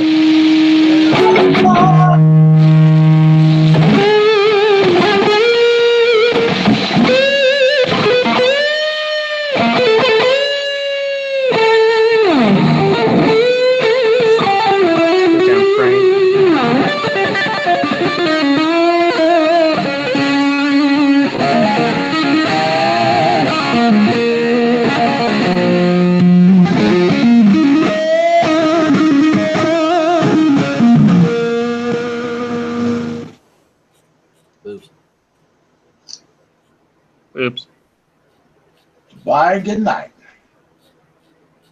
Bye.